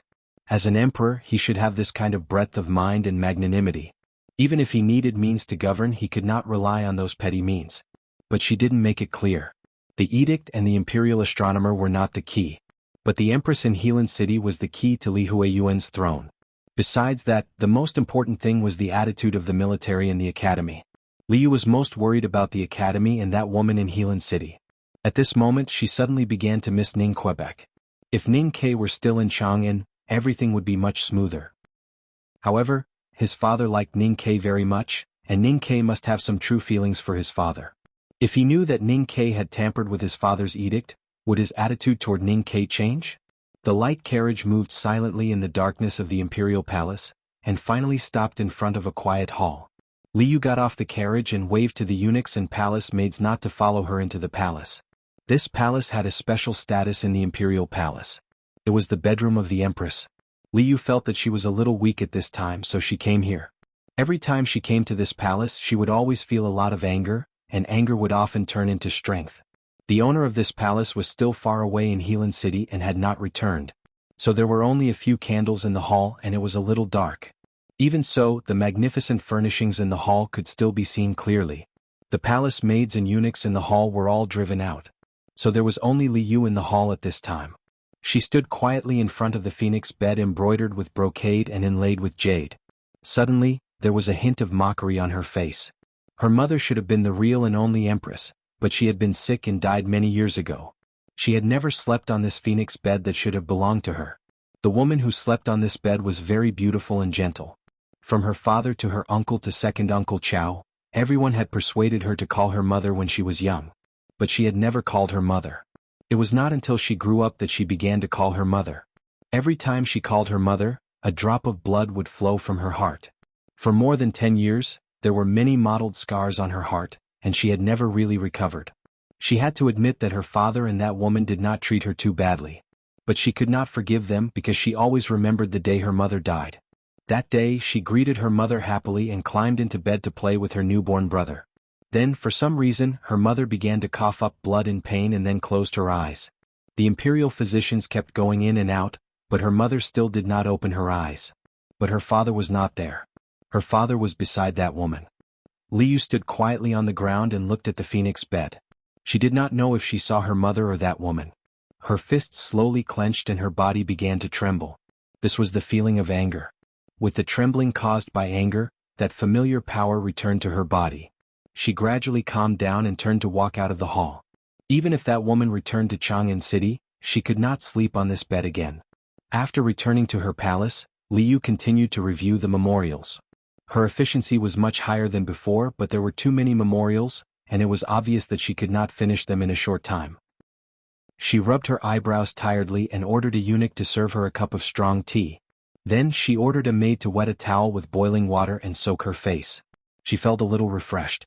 When she finally finished reviewing all the memorials, the morning light penetrated through the hall door. She rubbed her sore wrists and ignored the eunuch's persuasion. She ordered someone to invite 2 people into the palace to talk. Everything that had happened in the court over the past few days had been within her expectations. However, she had not expected His Majesty to be so impatient. Although she did not agree with the emperor's tough methods, she would not lower her vigilance against the empress's ministers. Under the current circumstances, she must first firmly control Chang'an City. The most important thing to control Chang'an City was the army. The Yulin Royal Guards were the most important, followed by the Valiant Cavalry Battalion. As for the bodyguard office responsible for the palace's security, it was also the most important.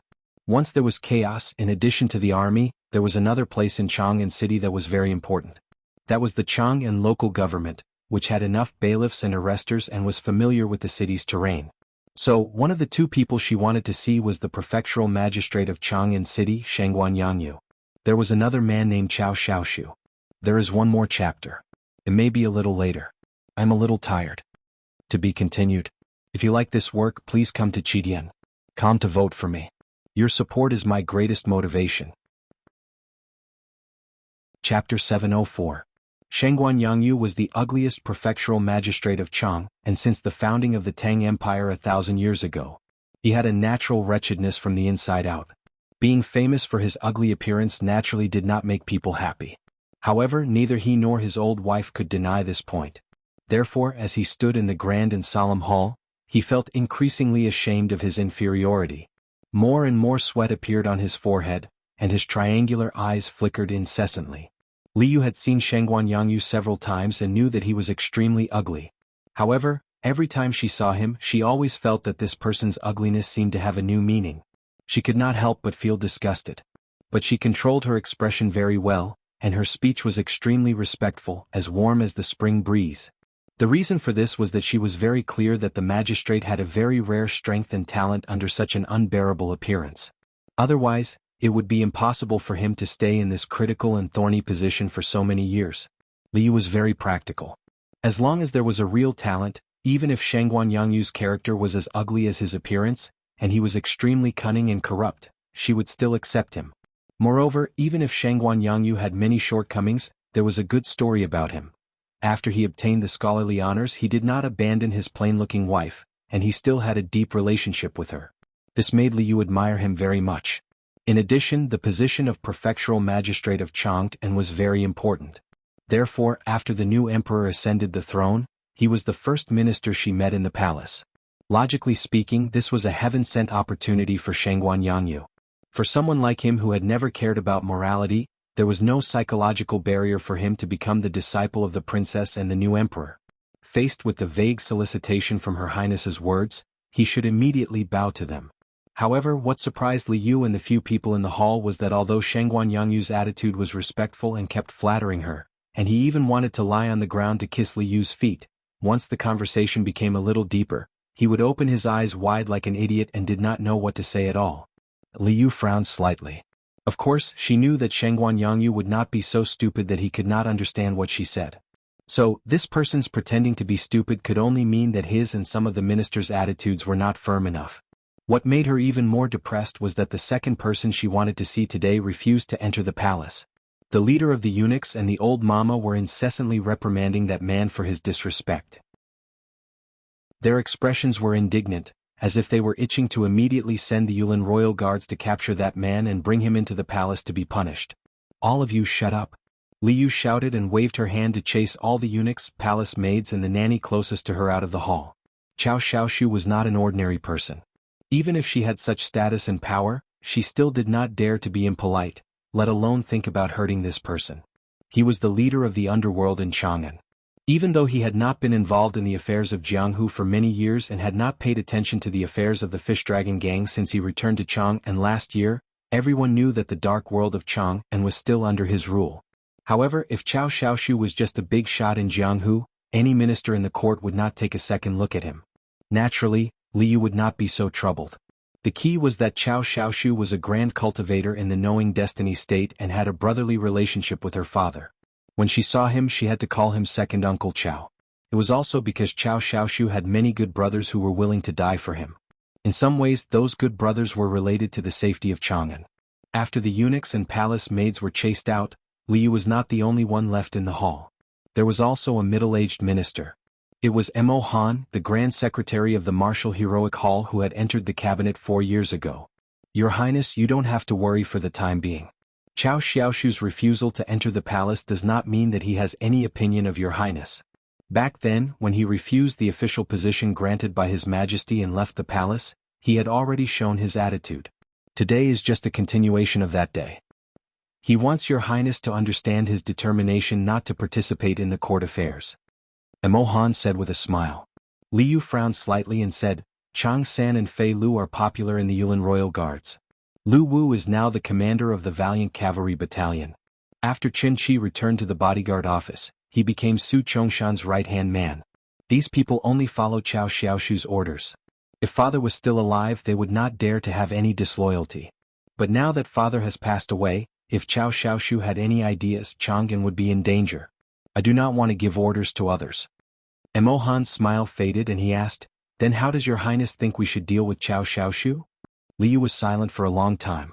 She understood what the Grand Secretary meant and said, This is an old matter arranged by father. It can only be changed with time.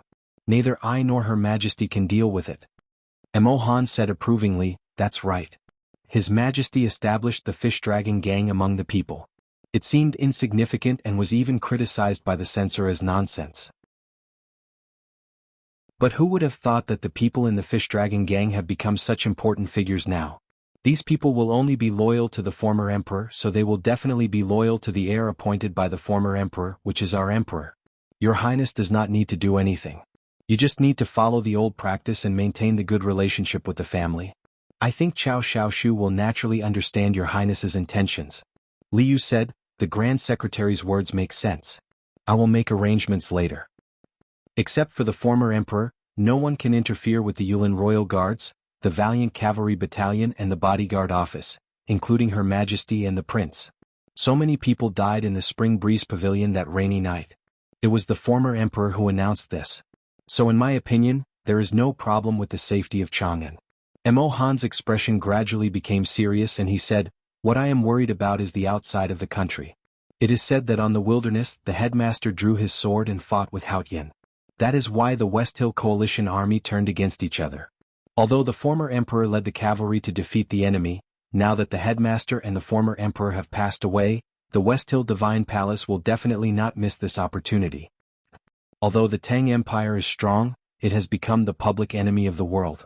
We are surrounded by strong enemies. If we are not careful, we will fall into a precarious situation. It is reported that Prince Longqing has led the cavalry of the left King's Palace to fight against the Tang Empire and is preparing to use the Yen Road to go south. Your Highness should advise His Majesty to think more about the military and horses, and not these trivial matters in the court. With the foreign enemies in front of us, we must not cause internal strife. Liu knew that the Grand Secretary was referring to the Imperial Astronomer and the Imperial Center Administration. She was slightly shocked and grateful that the Grand Secretary could point out His Majesty's mistakes. She said, rest assured, Grand Secretary. I will talk to His Majesty. Mo Han nodded and said, that's good. Liu said again, you don't have to worry too much about the left King's Palace fighting against the Tang Empire. Everyone knows that Longqing is aiming for the throne of the Yen Kingdom by using the Yen Road to go south. Crown Prince Chongming and I have a deep friendship and have already expected this. General Xian Zhilong is wise and resourceful, he will naturally know what to do. As a civil official who had been supported by the princess in recent years, Mo Han was naturally the most trusted of all. Of course, he knew that Xian Zhilong was Her Highness's man, so he was slightly relieved. We can ignore the conflict at the border of the Yen territory for now. What I am really worried about is the north. Mo Han said worriedly, now that Her Majesty is still in Helan City, the position of the northern military camp is even more special. We can't mess up, but we can't ignore it either. Does Your Highness have any arrangements for this? The northern military camp guarded the countless miles of the northern border of the Tang Empire. It had the most elite cavalry and bore the most dangerous mission. It had been confronting the powerful Golden Palace for many years.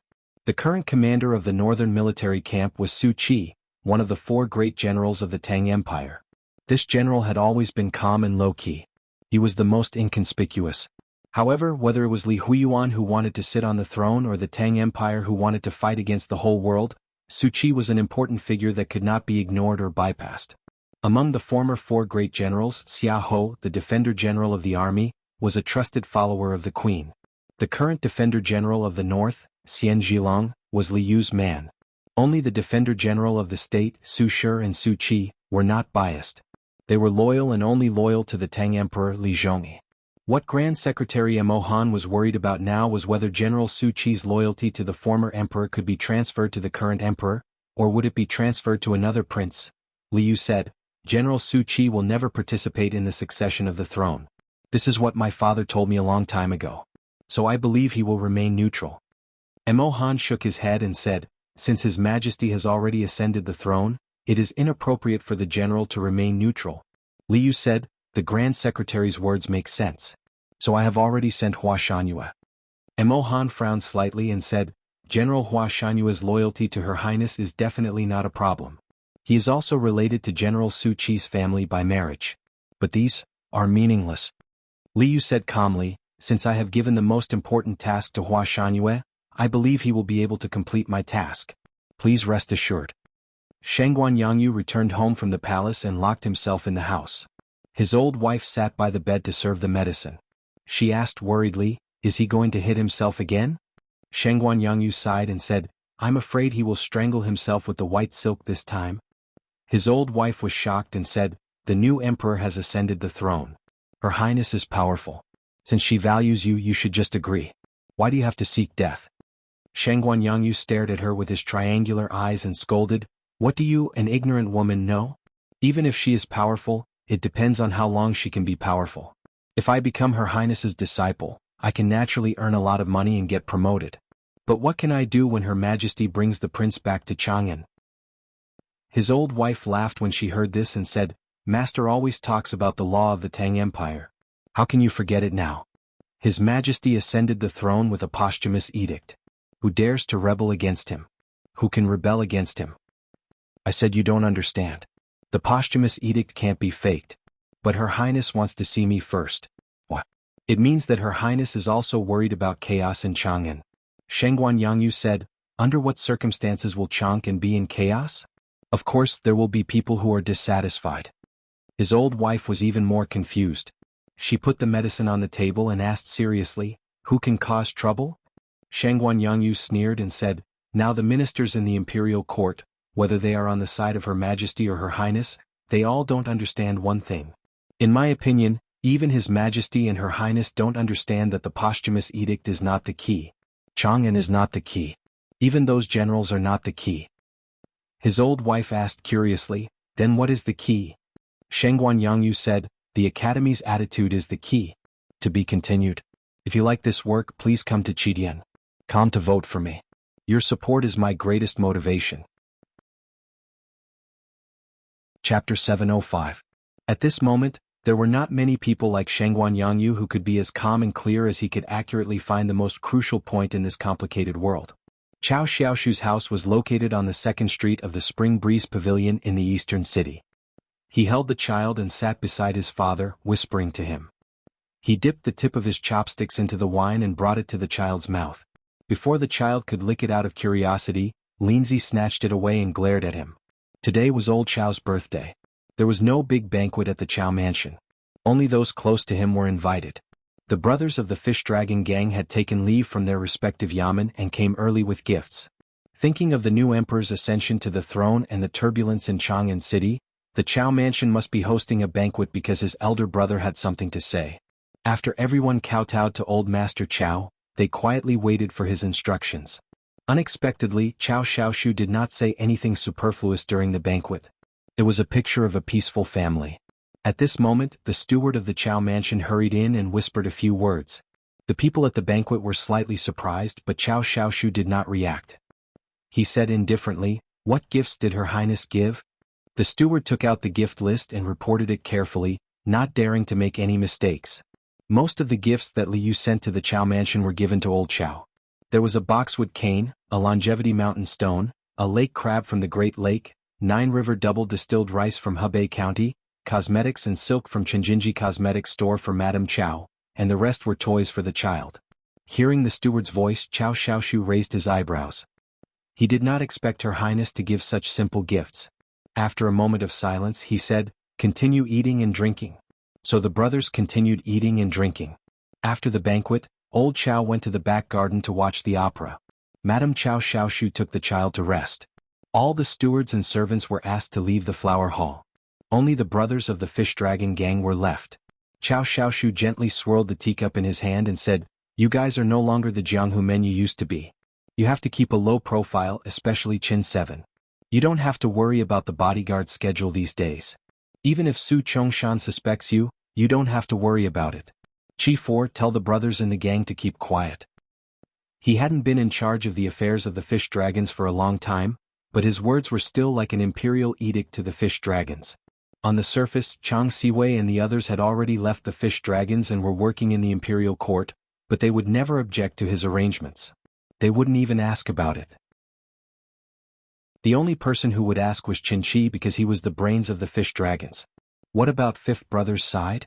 Qin 7 looked at the silent middle-aged man sitting on the right side and said, Your Highness's response is very appropriate. We can only accept it. But Fifth Brother is now in charge of the Valiant Cavalry Battalion. The palace certainly can't let him continue to be silent.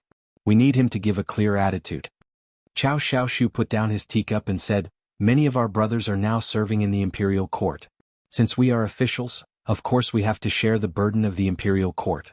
According to the old law of the Tang Empire, we should do what we have to do. There was silence in the flower hall. Although everyone admitted that what Cao Xiaoshu said was right, it was not the past. There were many things that they still didn't understand. Qin 7 looked at his brothers and frowned slightly. He said, I understand what everyone is worried about, but I think there is no need to worry. There can't be a problem with the edict because it can be too easily exposed.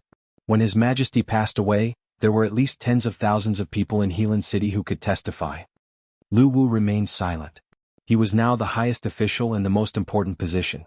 Only now did he look at Cao Xiaoshu and asked with a serious expression, Big brother, did His Majesty tell you who the throne would be passed on to? Cao Xiaoshu shook his head. He thought of the real big brother of the fish dragons and his former friend. Now that he couldn't see him anymore, he couldn't help but feel tired. During this time, don't do anything, he said. Qi 4 had a headache and asked, Are we just going to wait like this? Cao Xiaoshu said, What we have to do is wait. Wait for what? Wait for Her Majesty and Master Huang Yang to return to Chang'an. What if they don't come back? That means there is a problem. The horses' hooves were flying and the soaked turf was kicked up into pieces. More than 10 Tang cavalrymen rode into the northern military camp. Both the cavalrymen and the horses looked very tired. Their bodies were covered with rainwater and mud, and they looked very embarrassed. After checking the documents, the captain of the northern military camp welcomed the cavalrymen into the camp as fast as he could. Then he summoned the soldiers to prepare hot water and food for the guests. The leader of the Tang cavalrymen said, I want to see the general. We can talk about other things later. The captain was shocked. He thought that in such a short time, they must be very tired and painful to come to the northern military camp from the Gushan commandery. They didn't even rest and wanted to see the general. What had happened? The young general from the Gushan commandery was Hua Shanyue. This man had a strong family background and the full support of the princess.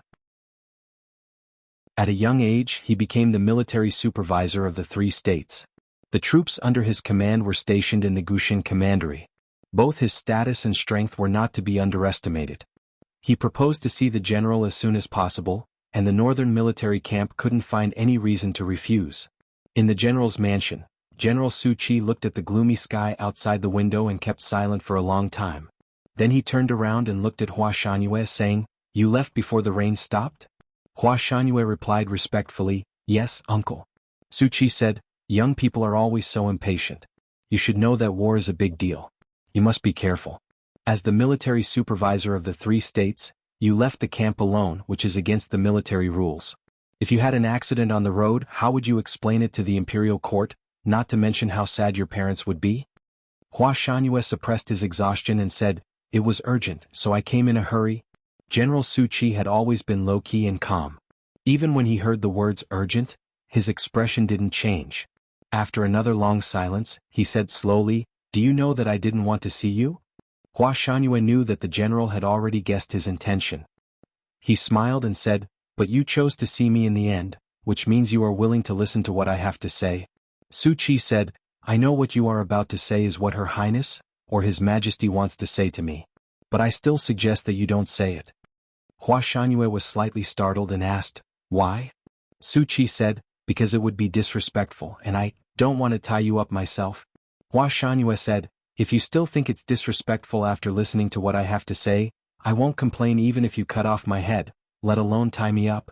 Su Qi quietly looked into his eyes and said, The provisions that the northern military camp sent to Helan City left the city the moment the rain stopped. Do you think what you have to say is still meaningful? Hua Shanyue said sincerely, The general has misunderstood His Majesty and Her Highness. No one has ever thought of cutting off the food supply of Helan City, and no one would be shameless enough to play tricks on the Tang soldiers. His Highness's request to the general is actually very simple. He just hopes that you can slow down your subsequent actions. Su Qi slowly raised his eyebrows and asked in a cold voice, Why slow down? Hua Shanyue did not flinch and said, Uncle, you have always been known for your calmness. That's why the former emperor trusted you with the northern military camp. Now that the new emperor has ascended the throne, Chang'an is not peaceful. The later Her Majesty returns to Chang'an, the more stable the Tang Empire will be. If so, why can't you slow down? Su Qi said in a low voice, His Majesty is still in Helan City. Do you want me to ignore him? Hua Shangyue said, His Majesty will return to Chang'an one day, but Chang'an can't afford a turmoil. What a naive statement. Su Qi said expressionlessly, if that's all, it will be hard for Her Highness to convince me. On the contrary, I will start to doubt Her Highness' intention. Hua Shangyue said, the edict was announced in front of all the civil and military officials in the imperial court. If there was a problem, I believe that someone in Chang'an would have secretly informed you. But until now no one, including the Empress's party, has secretly informed you. So your suspicion is meaningless. There was a sudden commotion in front of the general's mansion. Hua Shangyue said, the military situation is urgent. Uncle, deal with it first. We will continue to talk about this later. After a while, Su Qi finished dealing with the military situation and returned to the room. He looked at Hua Shangyue, who was standing by the bookshelf reading a book but was actually lost in thought. He said, there is some movement in the Golden Tribe Royal Court. Hua Shangyue did not expect the general to inform him of the urgent military situation. He frowned and said, I rushed here from the Gushin Commandery and changed horses 4 times on the way. I know better than anyone how dangerous the road is after the rain. The wilderness must be even more difficult. The carriages can barely pass through, but how can a large number of cavalries move?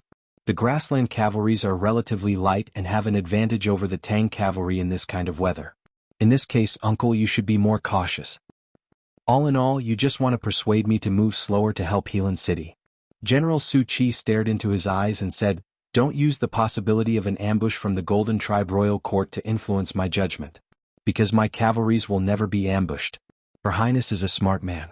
She knows that I will only listen to His Majesty and act according to the law of the Tang Empire. If you want to persuade me, you must have other means. Hua Shangyue took out a few files tightly wrapped in oilcloth and gently put them on the table. According to Her Highness's original intention, it would be best if you could persuade me without these files. Because once these files are spread, it will be a great stain to the reputation of the Tang Empire and the former emperor. Su Qi's expression became serious when he heard his serious words. He walked to the desk and slowly opened the files. As he read, his eyes became colder and colder. The Tang Empire is not safe. Of course, I have no Christmas Eve. There is another chapter at work. To be continued. If you like this work, please come to Chidian.com to vote for me. Your support is my biggest motivation. Chapter 706. After reading the dossiers on the desk, Su Qi's first reaction was disbelief. He looked up at Hua Shangyue coldly and said, that's ridiculous. That's despicable. Hua Shangyue was not surprised by the general's reaction. Even he, an important general sent by the princess, could not believe it when he first heard the secret. It was unbelievable that the Empress of the Tang Empire was the saintess of the devil's doctrine. Just like the general, he thought it was the princess's vicious trick. I didn't believe it at first, but the evidence is conclusive. I have to believe it. He said gloomily, we have the testimony of the nation master Li Qingshan. The most important thing is the relationship between the Empress and Xiahou. As long as we can prove this, we can prove everything else. Su Qi thought of the dossiers that the Southern Gate Temple secretly retrieved from the divine halls of West Hill. He then compared it with the old dossiers in the palace and deduced the result. His hands suddenly trembled. Uncle, have you ever heard of the Empress getting sick or injured all these years? When the Qingqing Hall of the palace was on fire, the Empress rushed into the fire with her personal eunuchs and nannies to save the people. It was a good story and everyone praised her for being strong, kind, and courageous. However, who noticed that the eunuchs and nannies were all burned? Only the Empress, who rushed into the fire 3 times, was not injured at all? Hua Shangyue said solemnly, Uncle, don't forget that we Tangs are also believers of Haotian. Although the empire is open-minded and tolerant, I have never heard that the devil's doctrine is tolerant. After Mr. Ku of the Academy destroyed the devil's doctrine, the remnants of the devil's doctrine sneaked south and made such a big conspiracy. Xiahou and the Empress were the 2 most important people in this conspiracy. Are you going to let the devil's doctrine succeed? Su Qi's expression became extremely serious. He suddenly said, now the West Hill Divine Palace wants to take advantage of the death of the headmaster and His Majesty to attack the Tang Empire. At this dangerous moment, I don't care about the difference between the Orthodox and the devil. As long as the devil's doctrine can make the Tang Empire stronger, so what? Hua Shangyue was slightly shocked. After all, he was still too young. He was not like Su Qi and the other generals who had a history of fighting against various countries and dealing with powerhouses from Haotian Taoism at night. Therefore, he could not understand why Su Qi would rather join forces with the Devil's Doctrine in the face of the pressure from the West Hill Divine Palace. He asked sternly, "Uncle, are you going to watch a devil from the Devil's Doctrine become the Empress Dowager of the Tang Empire?" Su Qi said in a deep voice, "Your Majesty, you have been married to the Empress for nearly 20 years. You must have known that she came from the Devil's Doctrine. Since your Majesty has no objection, I have no objection either."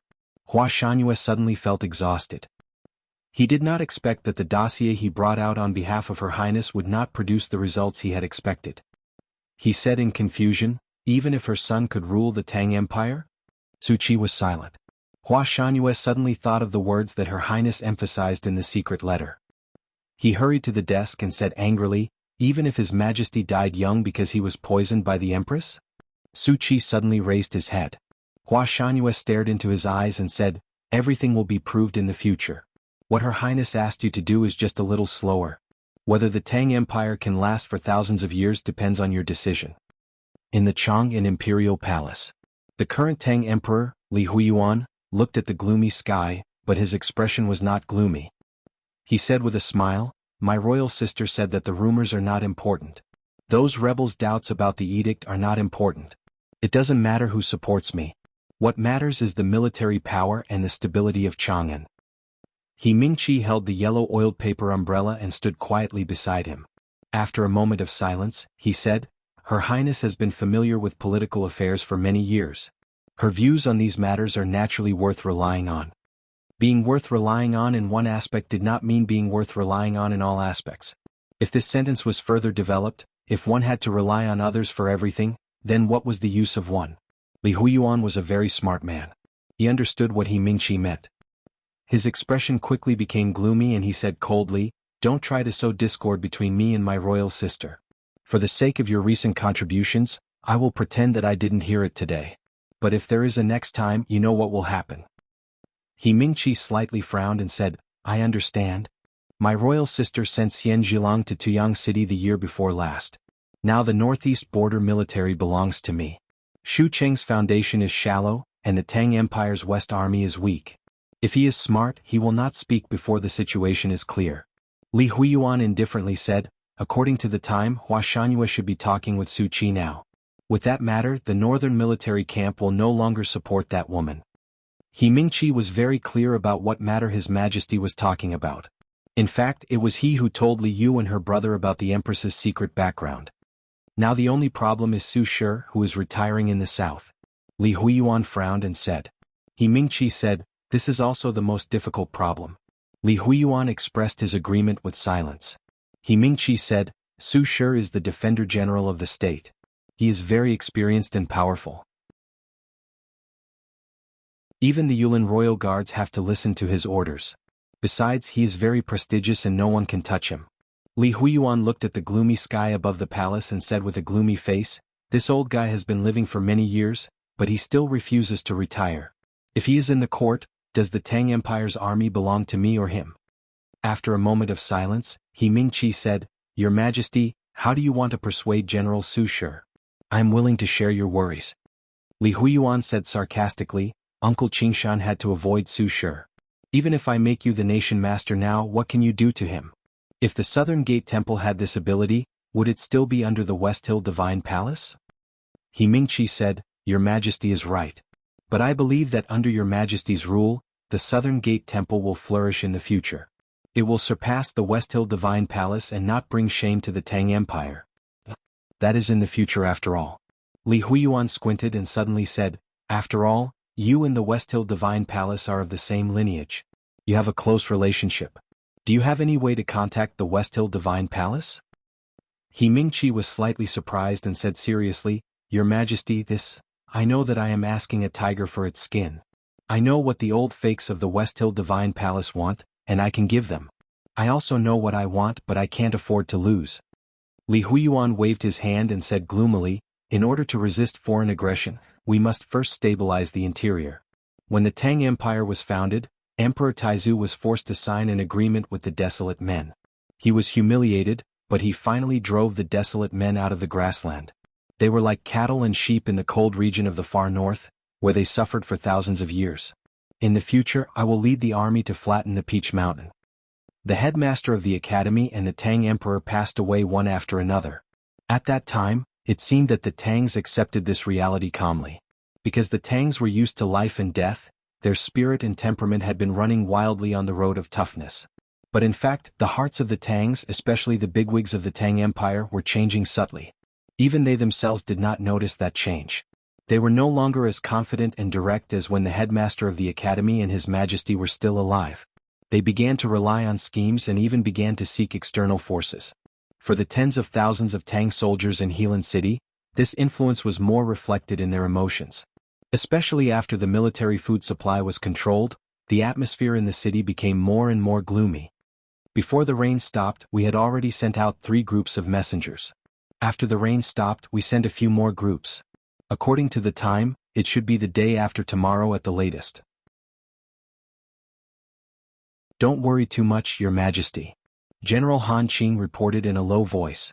The Empress said expressionlessly, "What if the messengers are all killed?" Han Qing's face was livid. He wanted to speak, but he suppressed the urge to swear. His anger was naturally not directed at the Empress, but at some people in Chang'an City. That night, when Helan City tried to send messages again, they found that the talisman array in the Imperial Palace of Chang'an City had been shut down. The people in Helan City understood what had happened. Han Qing said in a low voice, "We will set off for the south tomorrow. Rest assured, Your Majesty, no one will dare to stop us." The Empress said, "No one dares to cut off the food supply of Helan City. Su Qi doesn't dare and neither does Li Yu." The food team did not come, but it does not mean that there is something wrong with the northern military camp. The problem may be in the wilderness. Master Huang Yang, who had been silent, said, "I will go around the east wilderness to return to Chang'an first." The Empress said tiredly, "The headmaster has passed away, and His Majesty has left. Once there is a big movement, the whole world will move. I think the east wilderness is not peaceful now. Li Yu is a very smart girl. She must have thought of this. She is very clear about what is happening in the east wilderness, but she is confident that she can solve it. However, I am worried that she has underestimated the enemy." Han Qing frowned and said, "Your Majesty, do you think it is possible that Her Highness has colluded with the Golden Tribe Royal Court to cut off the food supply of Helan City?" The Empress shook her head and said, "Li Yu may be a little narrow-minded, but she knows that she is a Tang and would not do such a thing. I think the Golden Tribe Royal Court's strange move is most likely a trick of the West Hill Divine Palace. But I believe she will be very happy to see this." Countless grassland cavalries appeared in the wilderness at the border of the Yen territory. The wilderness was very wet after being drenched by heavy rain for many days. No matter how strong the wind howled, there was no dust flying. However, at this time the wilderness was covered in smoke and dust rising to the sky. Could be imagined how many cavalries there were. Long Qing touched the silver mask on his face and looked at his homeland in the south of the Yen kingdom. In his eyes, there was no fear of homecoming, nor was there any emotion of returning from a long journey. There was no flame of hatred, only indifference. To be continued. If you like this work, please come to Chidian. Come to vote for me. Your support is my greatest motivation. Chapter 707. The cause of the war was that the desolate man had fought with the left king's palace for the grassland. Then it snowballed until all the countries in the world were involved. No one had expected that the left king's palace would gradually stay out of the war. They suffered the least losses in the war in the wilderness, and with the secret support of the West Hill Divine Palace, they had preserved enough strength. Tens of thousands of cavalrymen of the left king's palace entered the Yen territory in the name of fighting against the Tang Empire.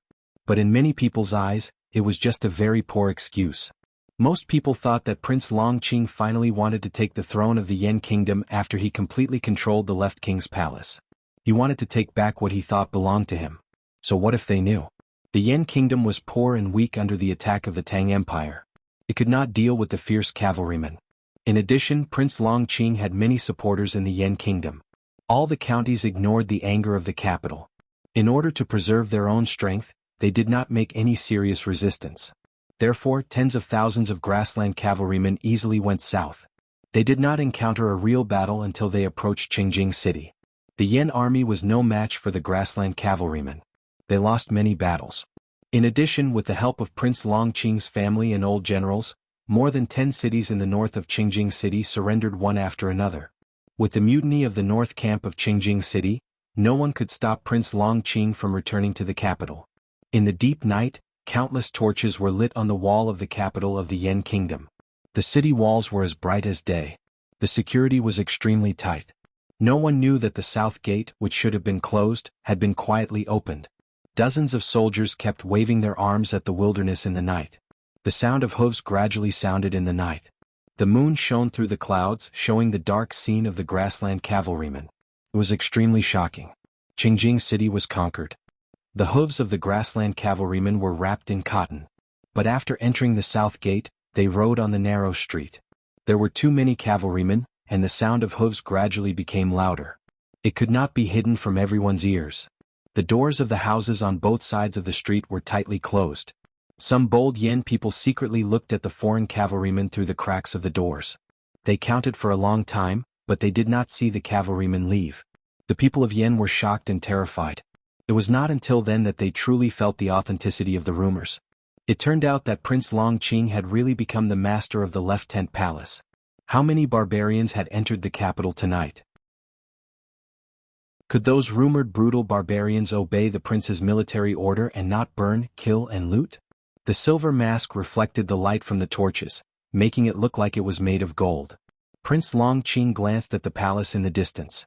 His face, which was not covered by the mask, showed no change of emotion. Then he took out a map and looked at the defensive measures and plans drawn on the map in silence. The grassland cavalrymen were able to march south smoothly and easily into capital Qing because of the power of his mother's family in the Yan Kingdom and the pervasive penetration of his former subordinates into the court of the Yan Kingdom. However, the map he was looking at now was not the one sent by his former subordinates in the defense of capital Qing. He had drawn it himself. In the spring, before he led the cavalrymen of the left tent palace to ambush the black horse carriage, he had already drawn the map and sent it back to capital Qing. The map in his hands now was the one he had drawn later according to his memory.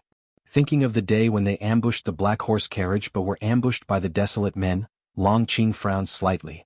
If not for the loss of so many grassland cavalrymen that day, he was confident that tonight would be more perfect. However, victory was right in front of him. After solving the problem of the Yan Kingdom, he would lead the army to continue attacking the Tang Empire. Ning Kei's country would eventually be burned to ashes by him. What was there to be dissatisfied about? Longqing looked at capital Qing shrouded in darkness and the complicated streets under the moonlight. He compared the plan he had drawn on the map with the corner of his mouth slightly curled up, as if he was smiling with satisfaction.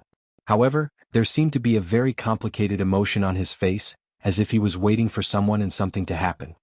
In the northwest of capital Qing, there was an inconspicuous restaurant.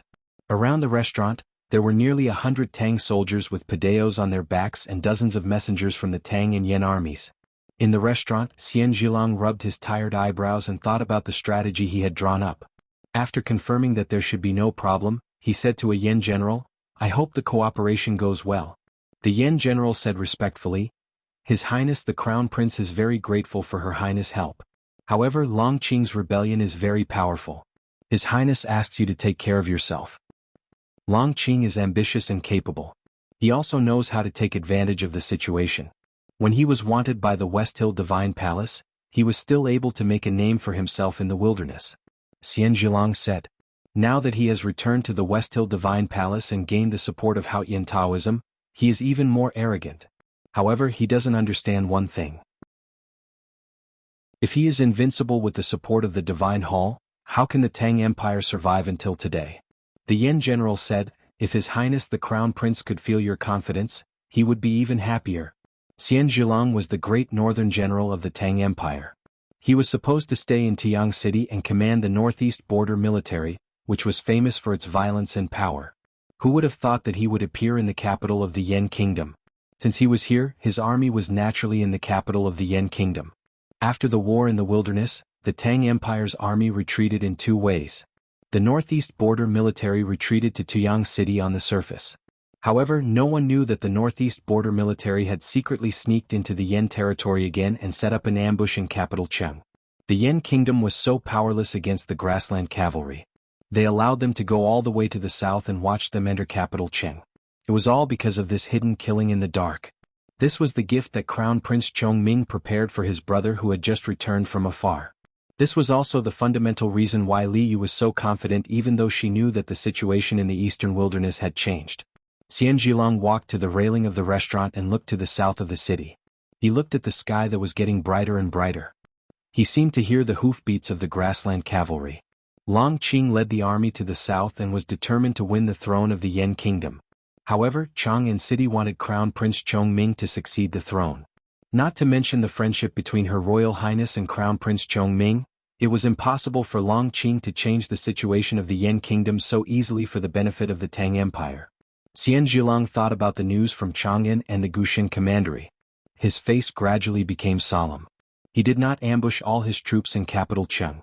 Tonight there were only more than 4,000 armored cavalries in the city, but they were already the most powerful and decisive force in Tiang City. He did not think that the grassland cavalry, who only knew the art of archery, could fight against the invincible heavy cavalry of the Tang Empire on the flat street. However, he was still nervous. It had nothing to do with the Yan kingdom. It was only about Chang'an. The new emperor had succeeded the throne, and the undercurrents were surging in Chang'an. There were hidden murderous intents around the country. Whether it was for the stability of the court or the safety of the Tang Empire, this battle had to be fought. This was the battle to determine the new Tang Empire. They had to win, and it had to be a complete victory. There was a prince's mansion in the northeast of capital Cheng. The former owner of the mansion was Prince Long Qing. Although it had been abandoned for many years, the luxurious and exquisite remnants of the past could still be seen. Everyone knew the purpose of Prince Long Qing leading the army to the south. The safest palace had now become the most dangerous place, so Crown Prince Chongming had left the palace early. He came to the prince's mansion with his loyal subordinates and several generals. Then he locked himself in the prince's study and stayed alone for a long time. Looking at the dusty books on the bookshelf, Crown Prince Chongming suddenly remembered the scene of him holding Long Qing and learning to read many years ago. A nostalgic smile appeared on his face. Then he gradually calmed down and walked out of the study. The intelligence office is still calculating the number of barbarian cavalries entering the city. It has not been completely calculated, but compared with the number when they entered the city, there is a big gap. The barbarian cavalries have now arrived at the musical house and are not far from the palace. An official reported to him. Crown Prince Chongming said, "Is there any news from the restaurant?" A subordinate reported, "The Tang cavalry has not moved. They are waiting for the fireworks. It seems that the sacrifice at the beginning is inevitable." Crown Prince Chongming said, "Then light the fireworks and inform all the people in the city." Soon after he finished his words, a gorgeous firework rushed into the night sky toward the government office across the street. The firework flew so high that it seemed to touch the moon. It was believed that all the people in the city could see it. Crown Prince Chongming looked at the firework gradually disappearing in the moonlight. After a long silence, he suddenly said, "The black armored cavalry of the Tang Empire is said to be invincible in the world. They have never been defeated?" The heavy armored cavalry was the most terrifying combat force in the field. Even the powerful cultivators could not resist it. However, there was no perfect thing in the world. The heavy armored cavalry also had its weaknesses. The armor was too heavy for long-distance attacks. Moreover, it was affected by the armor. In narrow areas, it was not as flexible as the light cavalry. This was the most obvious weakness of the heavy armored cavalry. The biggest problem was that the maintenance cost of the heavy armored cavalry was very high. A heavy armored cavalry needed a large number of retinue and auxiliary soldiers. The consumption was extremely terrifying. In today's world, except for the Tang Empire and the West Hill Divine Palace, no other country could organize a heavy armored cavalry. However, there was a reason why the heavy armored cavalry was called the important weapon on the battlefield. This kind of cavalry was given the mission to charge and charge from the day it was born. It was the nightmare of countless enemies. The streets of the capital of Yan Kingdom were long and straight. Logically speaking, it was not suitable for the heavy armored cavalry to charge. However, with the cooperation of the Yan Kingdom's local army and the grassland light cavalry that followed Long Qing to the south, this kind of environment would allow the Tang heavy armored cavalry to fully exert their charging power. Whether from the perspective of strategy or the specific tactical arrangement, Xian Zhilong was worthy of the title of a wise general. If there were no accidents, Prince Long Qing and his tens of thousands of grassland light cavalry would become a small record in the history books and a joke on the streets after tonight. The fireworks lit up the night sky. The Tang soldiers near the restaurant carried long padaos on their backs and looked up at the sky with a calm and confident expression. Xian Zhilang looked at the firework and ordered softly, "Attack." Long Qing also saw the firework. The corners of his lips curled up even higher, showing that he was very satisfied. Xian Zhilang is the most intelligent one among the 4 royal generals of the Tang kingdom. He is used to calculating people's hearts with interests. However, he has forgotten the most important point. There are many kinds of interests, and the biggest interests are the so-called righteousness. Long Qing looked at the generals of the palace and said, "The curtain has opened. This is the world's first war against the Tang kingdom. Hao Yin is watching us, so let's kill all these proud Tangs." After saying this, he lightly lifted the reins of his horse and rode into a quiet alley with more than 10 fallen generals. He was going to do the most important thing, and that was to cut off the Tang's path of retreat. The Yen kingdom's palace looked particularly beautiful at night. Under the eaves were autumn trees all over the mountains. Under the moonlight, it was cold and beautiful. It was like a fairyland. Looking at the beautiful scenery in the distance and imagining the pleasure of rushing into the palace and kidnapping the palace maids, the grassland cavalry's eyes turned red. When the general gave the order, they could only hear the loud whistles. The cavalrymen unsheathed their cutlasses and brandished them. Then they clamped their horses' bellies and charged forward. Hundreds of grassland cavalrymen rushed through the long street and then fell down one by one. More than 10 horse-tripping ropes tore off many horses' legs like poisonous snakes. The Yen army, who had been lying in ambush on both sides of the long street for a long time, began to shoot arrows. The arrows fell like rain. In a moment the cavalrymen died, screaming in pain. The battle did not end after it started. Almost at the same time, the entire Qingjing city was filled with the sounds of fighting and screams. Blood stained the night sky and broken limbs flew in the moonlight. It should be fine. There was not a single torch on the straight road to the side of the Yen kingdom's imperial palace, and no sound could be heard. The moonlight that passed through the trees fell on the heavy armor of the Tang cavalry, making the armor of both men and horses shine coldly. This was the Tang Northeast Border Military's black armored cavalry vanguard camp. The general of the vanguard camp pulled down his helmet and slowly pulled out his straight saber. He pointed at the night sky and the long street and shouted in a deep voice, "Crush them." The hooves of the horses gradually moved. The heavy armored cavalrymen stepped on the hard ground and began to charge again, just like in the past. The earth began to shake. The whole city began to shake. All the details of this fatal ambush against Long Qing and the grassland cavalrymen were carefully planned. The cooperation between the Tang army and the Yen army had been practiced many times, so they were very skilled. When the Tang armored cavalrymen rushed out of the straight road beside the imperial palace, the Yen army, who were struggling in the archway behind the straight road, made way for them at the fastest speed. The grassland cavalrymen of the left king's palace were waving their machetes and looking for the Yen army who were still alive. Suddenly, they felt the earth shaking and were shocked to find that their horses became inexplicably uneasy. They looked to the north subconsciously and then saw the Tang cavalrymen and horses in black. The Tangs. The Tangs? Retreat. The Tang armored cavalrymen did not care about the grassland cavalrymen's exclamation. They maintained the perfect speed and continued to charge on the long street with terrifying momentum. Wherever they passed, the grass gradually fell. However, at this moment something unexpected happened. There was a bug in the previous part. When the Tang emperor wrote the edict, only Li Qingshan was beside him. Huang Yang was not there. I want to explain it here. By the way, I was really saving the manuscript. Now I have saved a chapter. Damn it, I will update that chapter immediately. There will be 2 chapters today. I will try to save some manuscripts tonight. How painful. To be continued. If you like this work, please come to Chidian.com to vote for me. Your support is my greatest motivation.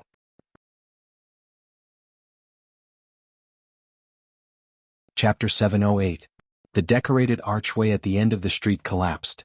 Then, several neighboring commercial buildings collapsed one after another. Smoke and dust rose. Countless bricks and pieces of wood piled up into a small hill, blocking the way out of the long street. The grassland cavalry general's anxious and frightened expression became ferocious. He held his machete and looked at the charging Tang army, no longer retreating. The grassland cavalry did not retreat either. Suddenly, more tripping ropes appeared on the chaotic street, entangling the hooves of the Tang heavy cavalry. The Tang cavalry fell heavily on the ground. Their heavy armors collided with the hard ground, making a dull sound. Blood flowed out of their gray armors. More Yen soldiers appeared in the buildings on both sides of the street and started shooting arrows at the Tang army. The arrows suddenly rained down violently. Several arrows pierced through the edges of the Tang cavalry's armors at the same time. From time to time, buildings collapsed on the street, becoming insurmountable obstacles for the heavy cavalry. Some cavalrymen and their mounts were buried by the collapsed buildings and could not stand up again. This was indeed an ambush. But it was not an ambush by the Tang army and the Yen army against the grassland cavalry. It was an ambush by the Yen army and the grassland cavalry against the Tang army. The Tang black armored heavy cavalry was invincible in the world. Could they still be invincible today? The Tang general looked at his subordinates who kept falling down. His voice was as cold as the snow on Min Mountain. He looked at the Yen army and the grassland cavalry on both sides of the street and said, "Kill them all and we can get out." Ambushes took place everywhere in the city. The Tang army suffered a heavy blow, but they still charged forward fearlessly. With the anger of betrayal and the grief of the sacrifice of their comrades, they waved the padaos in their hands and stabbed the spears in their hands, continuing to charge forward. The Northeast Border Army Vanguard Battalion was facing the most difficult situation on the long street. They had the largest number of enemies, the grassland barbarians with terrible archery skills. It seemed that they could not kill them all. But there were no enemies in the world that could not be killed. All the Tang cavalrymen had a belief. As the general said, as long as they killed all the enemies in front of them, they would naturally be able to get out. Shrill cries and muffled collisions rang out on the long street. The grassland cavalry and the Yen army, which were like tidewater, were frightened by the Tang cavalry. A gap appeared on the wide area where the two streets intersected. The commander of the vanguard battalion transferred the padao that had already been chipped to his left hand and said in a deep voice, "Continue the charge." As long as they rushed out of the long street, the Yen kingdom would no longer be able to organize an effective blockade. Then he could follow the great general's plan and lead his men back through the east gate. He did not turn his head. He knew that out of the 1,000 heavy cavalry under his command, only less than half remained. This was the worst defeat the great Tang black armored cavalry had suffered in the last few decades. But he was not sad because he believed that every cavalry under his command had killed at least several times their number of enemies before they died. That was enough. This way he could puff out his chest and go back proudly. The general of the vanguard battalion lifted the reins of his horse and galloped forward. With a slash of his saber, a grassland cavalryman was cut into two halves from the body to the blade. Then he passed through the rain of blood and rushed forward. Suddenly, his injured right hand, which was holding the horse zombie, stiffened. The horse, which was already a little tired, stopped moving.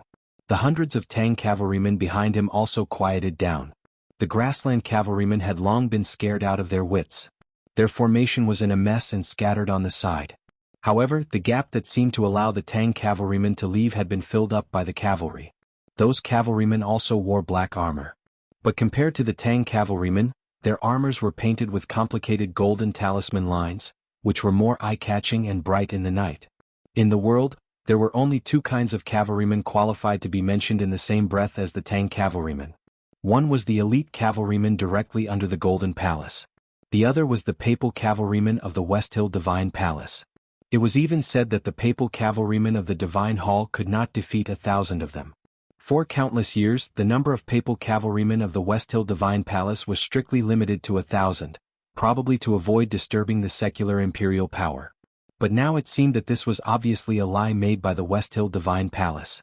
Because there were more than 1,000 papal cavalrymen of the West Hill Divine Palace on the opposite side of the long street. The general of the vanguard battalion squinted and lifted his helmet to look across the long street. He wiped the blood off his face and was silent for a long time.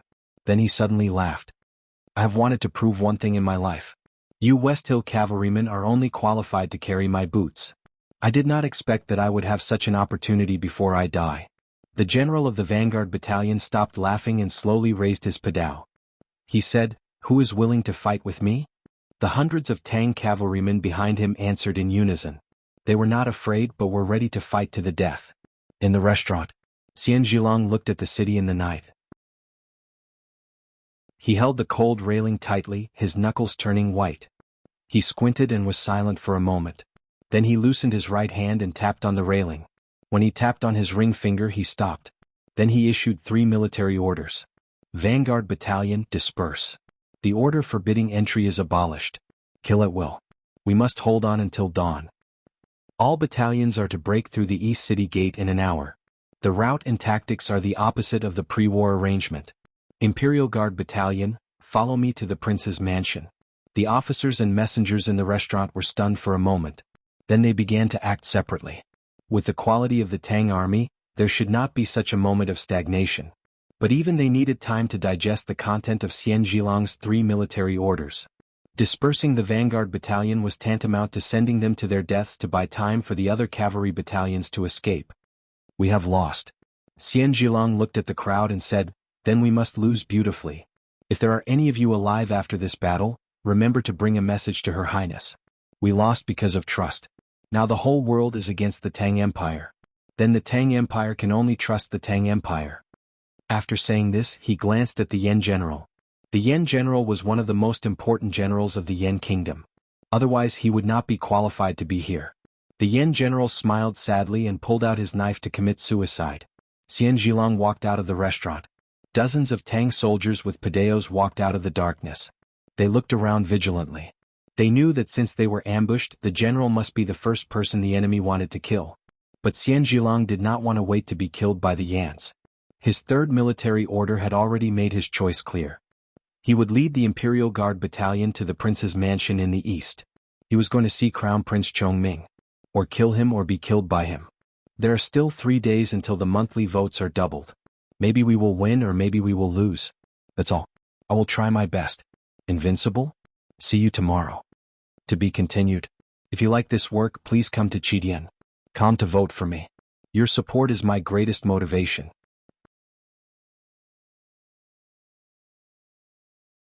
Chapter 709. Li Yu trusted Crown Prince Chongming, who had known her for many years. That was why she betrayed and killed in the capital of the Yan kingdom tonight. Xian Zhilong trusted Li Yu, but he was an intelligent imperial general. He did not forget to make his own arrangements while cooperating with the Yan kingdom according to Li Yu's request. To be on the safe side, he arranged an escape route for the thousands of Tang armored cavalrymen who had sneaked into the capital. That escape route was the most inconspicuous East City Gate. The military order was passed from the restaurant to all parts of the capital through fireworks and death knights. The Tang cavalrymen fought bravely towards the East City Gate and gradually gathered. If the Tang cavalrymen were allowed to gather and rush out of the gate into the wilderness, then the death zone would become a survival zone. It would be very difficult to wipe out the thousands of cavalrymen. Chongming and Long Qing had such a good opportunity after years of forbearance and disguise. How could they allow such a thing to happen? So they closed the city gates at the beginning of the battle. The Yan people were very cruel. The city gates were not closed like usual. Instead, they were sealed with heavy iron gates and 10,000-kilogram stones. In this way, when they reopened the gates after the battle, they would have to use a lot of labor. Even if the Tang army reached the city gates, they would not be able to get out. The only variable was the East City Gate. This was the survival route that Xian Zhilong had left for the Tang army. Naturally, he had made arrangements here. Several military powerhouses with more than 100 Tang soldiers had already taken control of this place. The heavy iron gate was suspended in mid-air, and the 10,000-kilogram stone was only a few feet away from rolling down the tunnel. The ground outside the city gate was covered in blood, and the corpses of the Yan Kingdom soldiers were lying in a pool of blood. It could be imagined how dangerous and bloody the previous battle was. The Tang army stood on the waist of the city wall and looked at the city in the night. They listened to the shouting and the sound of buildings collapsing in the distance. Their faces were full of anxiety. At this time, the Yan army in the city was attracted by the powerful Tang cavalrymen. Even if someone noticed the movement at the East City Gate, there was no way to mobilize a strong enough army. But they could not hold on forever. They only hoped to see their comrades as soon as possible. The sound of hooves gradually rose. The faces of the Tang army were filled with surprise. However, moments later, the surprise on their faces turned into anger and disappointment. Many people wearing black priest robes arrived at the East City Gate. The person at the front was wearing a silver mask. It was Prince Long Qing and his fallen commander. Black peach blossoms bloomed. An expert of the Tang army punched the black peach blossom with a thunderous punch. The black peach blossom petals trembled slightly. Another expert of the Tang army jumped down from the city wall. Several powerhouses of the Tang army attacked Long Qing together with tacit understanding. In their eyes, the fallen commanders did not exist at all. There was only the silver-masked man. The aura of heaven and earth suddenly became turbulent and uneasy. The thick skin of the city wall peeled off. The ancient bricks began to tremble. After an unknown amount of time, there was a loud bang. The 10,000 caddy stone fell. The iron gate fell heavily to the ground. We've lost the east gate. One of the subordinates looked at the warning firework rising from the east, and his face turned ashen. Xian Zhilang stopped, but the expression on his face remained calm. After a moment of silence, he said, "Since we can't leave, then we won't. Tell all the battalion generals that the vanguard battalion is now facing the papal cavalrymen of the West Hill Divine Palace. Tell them that if they don't want to miss such an interesting thing, then they should all go to the archway of the West Hill Divine Palace. Then they can go to the Imperial Palace. Tell them that the goal of the war has changed. Now we only have two goals. The first is to kill all the cavalrymen of the West Hill Divine Palace. The second is to burn down the Imperial Palace of the Yen Kingdom and kill the Yen Emperor." After a moment of silence, Xian Zhilang said, "If we can achieve these two goals, then even if we die here like idiots, we will have an explanation to the elders of the Tang Empire." Throughout the night, the whole of Qingjing was shaking. The iron gate at the East City Gate was also shaking. From time to time, there was a dull sound of impact and the sound of punches, kicks and knives. After a long time there was no more sound. The sky was getting brighter. Qingjing became much quieter during the day. Only the sound of chasing and fighting could be heard occasionally. The government began to organize civilian workers and government runners to clean up the streets. At noon, the iron gate at the East City Gate was finally pulled up. There were dead bodies everywhere in front of the iron gate. Some of them were from the Tang Empire, some were from the Yen Empire, and some were dressed in strange black robes. As the iron gate was pulled up, the blood that had not completely coagulated flowed out like a stream. Looking at this tragic scene, the civilian workers and soldiers of the Yen Empire were extremely pale. Especially when they saw the deep palm prints and knife marks on the iron gate, they were even more frightened. They secretly wondered if the Tang army was human. How could they have such a terrible determination in such a desperate situation? The Yen Empire and the Tang Empire had been enemies for many years, but they had never won on the battlefield. They had always been humiliated and bullied. The battle last night was undoubtedly the biggest victory that the Yen Empire had ever won against the Tang Empire. It was worthy of being written in a book to express the grievances of the Yen people over the years. In the face of such a victory, the whole country should be celebrating. However, there was no such atmosphere in Qingjing at this time. The people who won were not happy at all.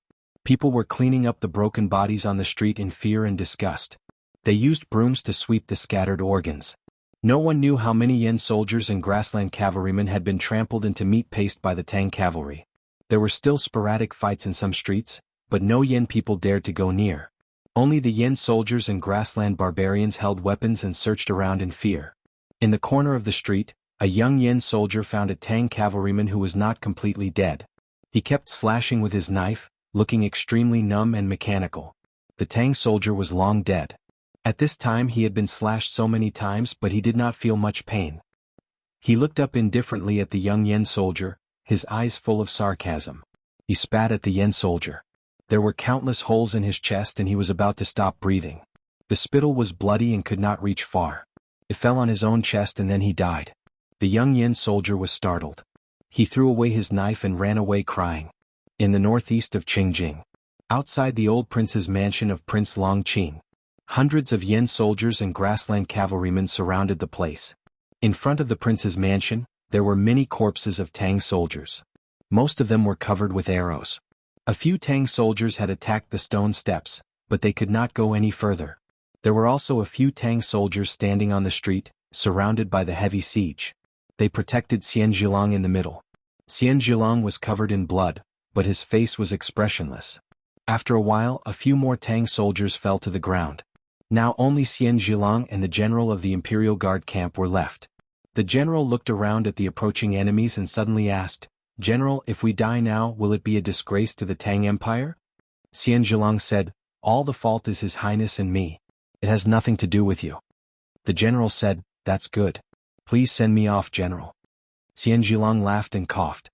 He said, "Not you?" The general said seriously, "According to the military law of the Tang Empire, I must die before you." Xian Zhilang stopped smiling and drew out his sword. He said, "You know my swordsmanship is terrible. Please forgive me." The general said, "General, We have been disrespectful since you came to Tiang City. Please forgive us. Xian Zhilang nodded and chopped down with his sword. Then he looked in the direction of the palace of the Yan Kingdom with a look of regret. The front door of the prince's mansion opened and Crown Prince Chongming walked out. The army gradually separated and Prince Longqing walked in from the periphery. The two looked at Xian Zhilang, who was standing with his sword. They had successfully schemed against the Tang general, who was known for his intelligence, and finally won.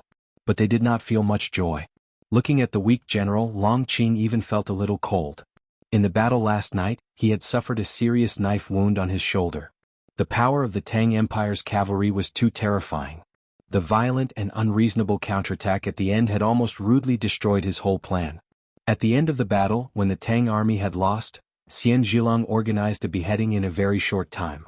If he had not been protected by two martial arts powerhouses from the West Hill Divine Palace, he would have died in that assassination. The situation would have changed. Xian Zhilang looked at Crown Prince Chongming and asked, "How does it feel to be a traitor?"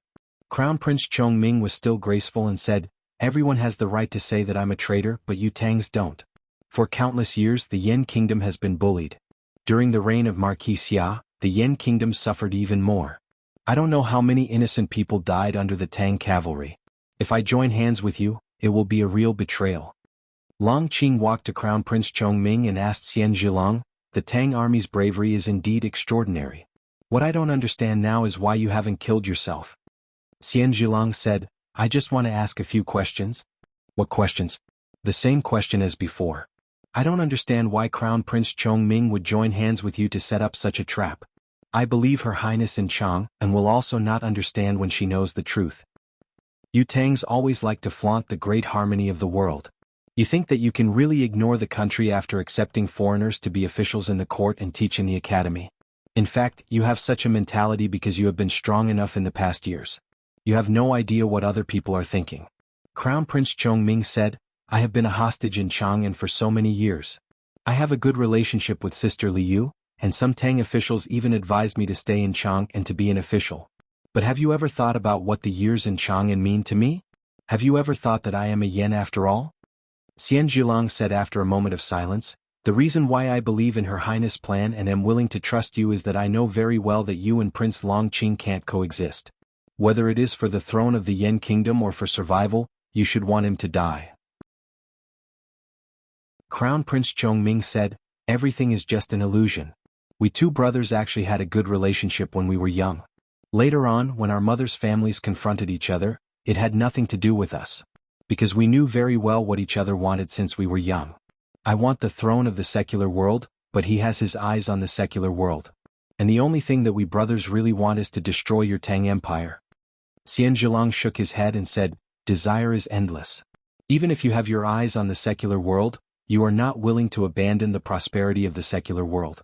Otherwise, why would the West Hill Divine Palace do such things in the human world?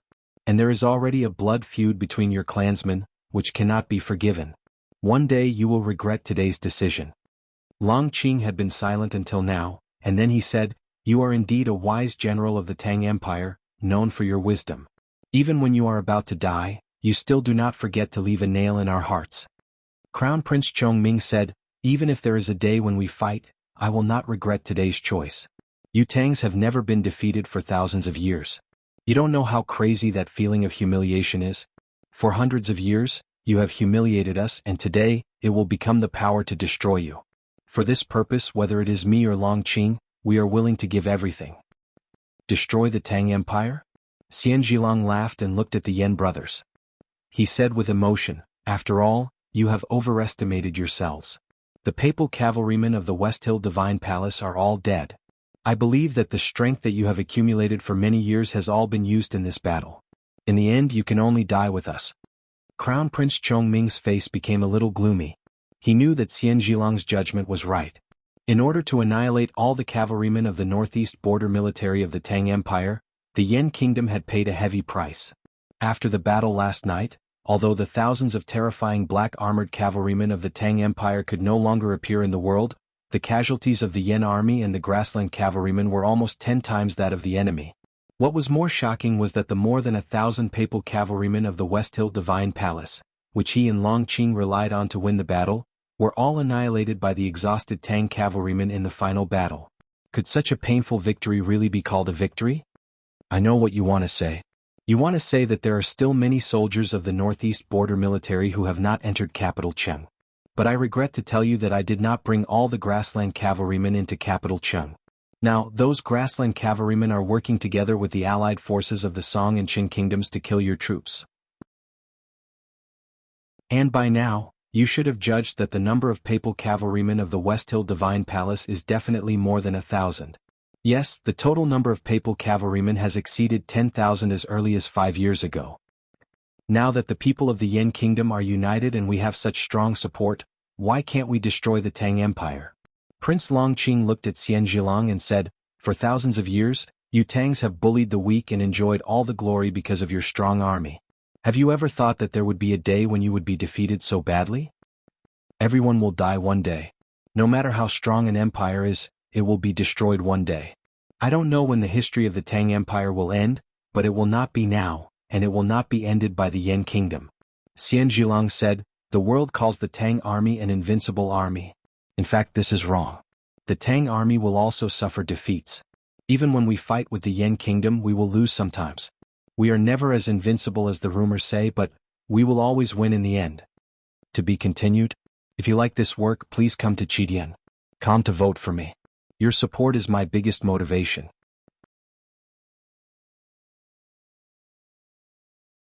Chapter 710. There were many people like Xian Zhilong who believed that the Tang Empire would win in the end. Some had died in the battle last night. Some were still fighting. One of the Tang generals chopped off the neck of a Yan guard. He was the commander of the Northeast Border Military Vanguard Battalion of the Tang Empire. His name was Xing Yongli. His name was very auspicious, especially for a general. No matter if it was the former emperor or great general Xiahou, they all liked to see his name on the battle reports. Thus, his name appeared more and more frequently on the battle reports.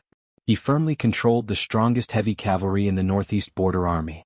Of course, even if he was the illegitimate son of the emperor, he could not have risen to such an important position in the army with just his name. Xing Yongli was good at fighting and winning. That was the key. He had killed many enemies on the battlefield in his life, including the Yan Kingdom, the Song Kingdom, the barbarians of the Left King's Palace, and the desolate man returning to the south. But thinking about it now, he realized that the number of enemies he had killed last night was not even as many as he had killed last night. The archway collapsed and the vanguard battalion was ambushed. He rushed forward with his spear and changed his blade when his spear was broken. His right arm was hammered and his shoulder armor was deformed, so he changed his padao to his left hand. The padao had collided with the bones of the grassland cavalry and the Yan army, and there were many cracks on it. Then he saw the papal cavalrymen of the West Hill Divine Palace. He led his subordinates and continued to charge forward, continuing to kill. He did not remember how many enemies he had killed. He only remembered that the proud papal cavalrymen of the West Hill Divine Palace were left with fear and despair. He only remembered that all the enemies who dared to stand in front of the vanguard battalion had become corpses. The killing lasted until daybreak. He had also killed his way from the archway to the palace. This memory was very bloody, but it made him feel very happy. Blood kept flowing from the wound on his head and spread to his eyes. Xing Yongli's vision had become blood red. The Yan Imperial Palace was full of autumn trees. It was no longer beautiful, only bloody. He was very tired. But thinking that the general's order had not been completed, he dragged his injured right leg and used the padao to support his heavy body and continued to walk into the palace. Xing Yongli did not look back. He knew that his subordinates who had followed him into the palace had all died. Because he did not hear any footsteps behind him. Xing Yongli didn't care. He continued forward. Suddenly, a few flashes of light appeared in Bloody's vision. It should be other soldiers of the Tang Empire who had broken into the Imperial Palace and wanted to take advantage of the chaos to set the palace on fire. Unfortunately, after a series of battles, there were too few comrades who could break into the Imperial Palace. The fire was quickly put out by the palace guards and eunuchs. Xing Yongli shook his head regretfully. Then he saw a scarlet palace gate. He had no idea where he was. He tucked half of the padao under his armpit and pushed the heavy palace door open. Behind the door was a side hall. There were many panic-stricken palace maids and eunuchs in front and behind the side hall. Seeing the Tang soldiers covered in blood, the palace maids and eunuchs screamed. The screams of the eunuchs were even more shrill and miserable than those of the palace maids. Xing Yongli was taken aback and put the padao back into his hand. Seeing an old man in bright yellow clothes behind the eunuch and palace maid, he subconsciously felt that he was seeing things and rubbed his eyes. When his fingers left his eyes, they were covered in blood. Some brave eunuchs screamed and picked up a wooden stick to hit him. Xing Yongli wanted to swing his padao, but he found that all his strength seemed to have been used up the moment he pushed open the palace gate. He could not lift his arm. With a dull thud, the wooden stick in the eunuch's hand hit him hard on the forehead. There were already 2 deep wounds on his forehead, and a lot of blood flowed from them. Therefore, even with the addition of the rod, it didn't seem to change much. However, the strength of the rod caused his vision to turn dark and he almost fell. Xing Yongli was about to fall, but he stared at the old man in bright yellow clothes on the stone steps and refused to fall. He stared at the old man. The only old man who could wear bright yellow clothes in the Yen Kingdom's imperial palace could be the Yen Emperor. After a whole night of fighting, he finally broke into the imperial palace and found the Yen Emperor. He was about to complete the order given by the general, but he had no strength and was about to die. Xing Yongli was very unwilling. He was very unwilling. The Yen Emperor had been seriously ill for many years and could die at any time. He was kept alive by the imperial doctors and precious medicine sent by Chang'an City. Now that the emperor was dead, why was this old man still alive? Xing Yongli roared angrily. Then he used all his strength to throw the half of the padao in his hand at the old man in the distance. With the injuries on his body, he should have died long ago. The reason why he did not die was because he had been holding his breath. There was not much strength left in his body. The padao broke through the air and flew crookedly. It did not touch the Yen Emperor's body and fell down. It bounced a few times on the ground and almost hit the Yen Emperor's toes.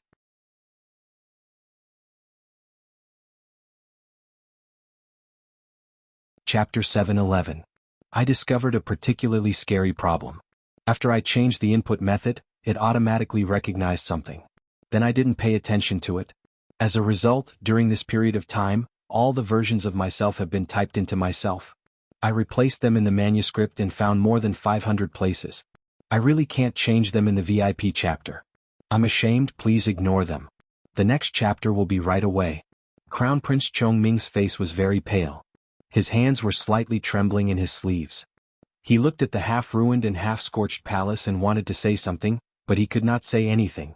This ambush was carried out completely according to his and Long Qing's plans and arrangements. Before the ambush, they had expected that the desperate Tang army would inevitably launch a desperate counterattack. However, no matter how they thought about it, no one could have imagined that the Tang army's counterattack would be so terrifying and the Yen Kingdom would pay such a heavy price. Father passed away, the palace was burned, and the elite combat power that had been accumulated for years was almost used up in this war. In the end, they only got the northeast border military of the Tang Empire, which was 1/6 of the enemy's strength. Was it really worth it? I didn't lie to Xian Zhilong. Half of the cavalry of the left king's palace are now in the eastern states and counties, preparing to kill the remaining Tang army. The papal cavalrymen of the West Hill Divine Palace are indeed more than 10,000. Long Qing said after a moment of silence, I admit that I still underestimated the combat power of the Tang army. If the commander of this heavy cavalry was not Xian Zhilong, but the original Xiahou, perhaps we would have been prisoners now. But I still believe that the Tang Empire will perish. What we have done is worth it. Crown Prince Chongming looked at him and said, Why are you so confident?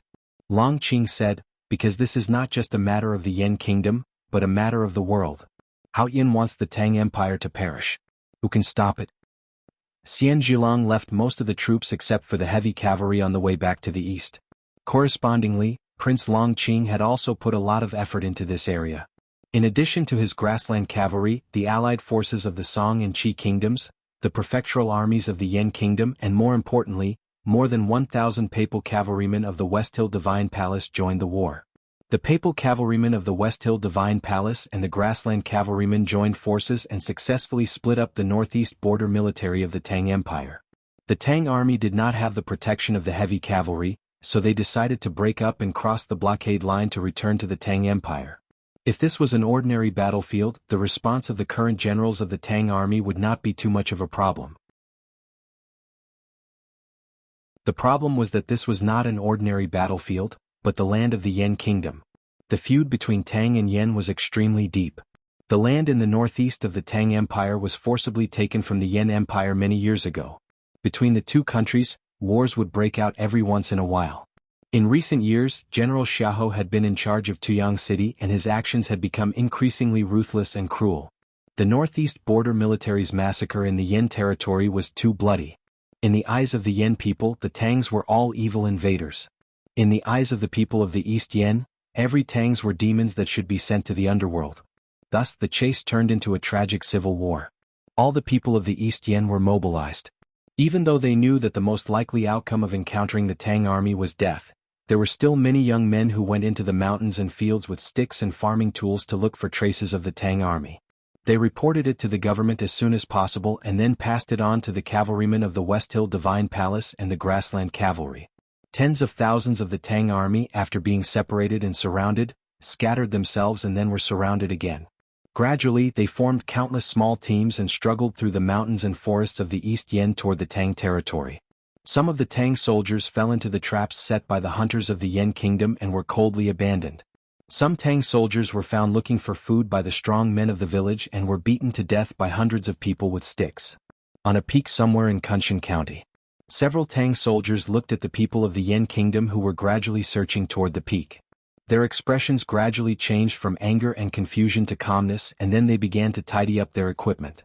A Yan man shouted angrily at them from dozens of feet away, "When you killed the women and children of the Yan kingdom, did you ever think that the Tang people would also be like stray dogs today?" An arrow flew over and accurately hit the throat of the Yan man.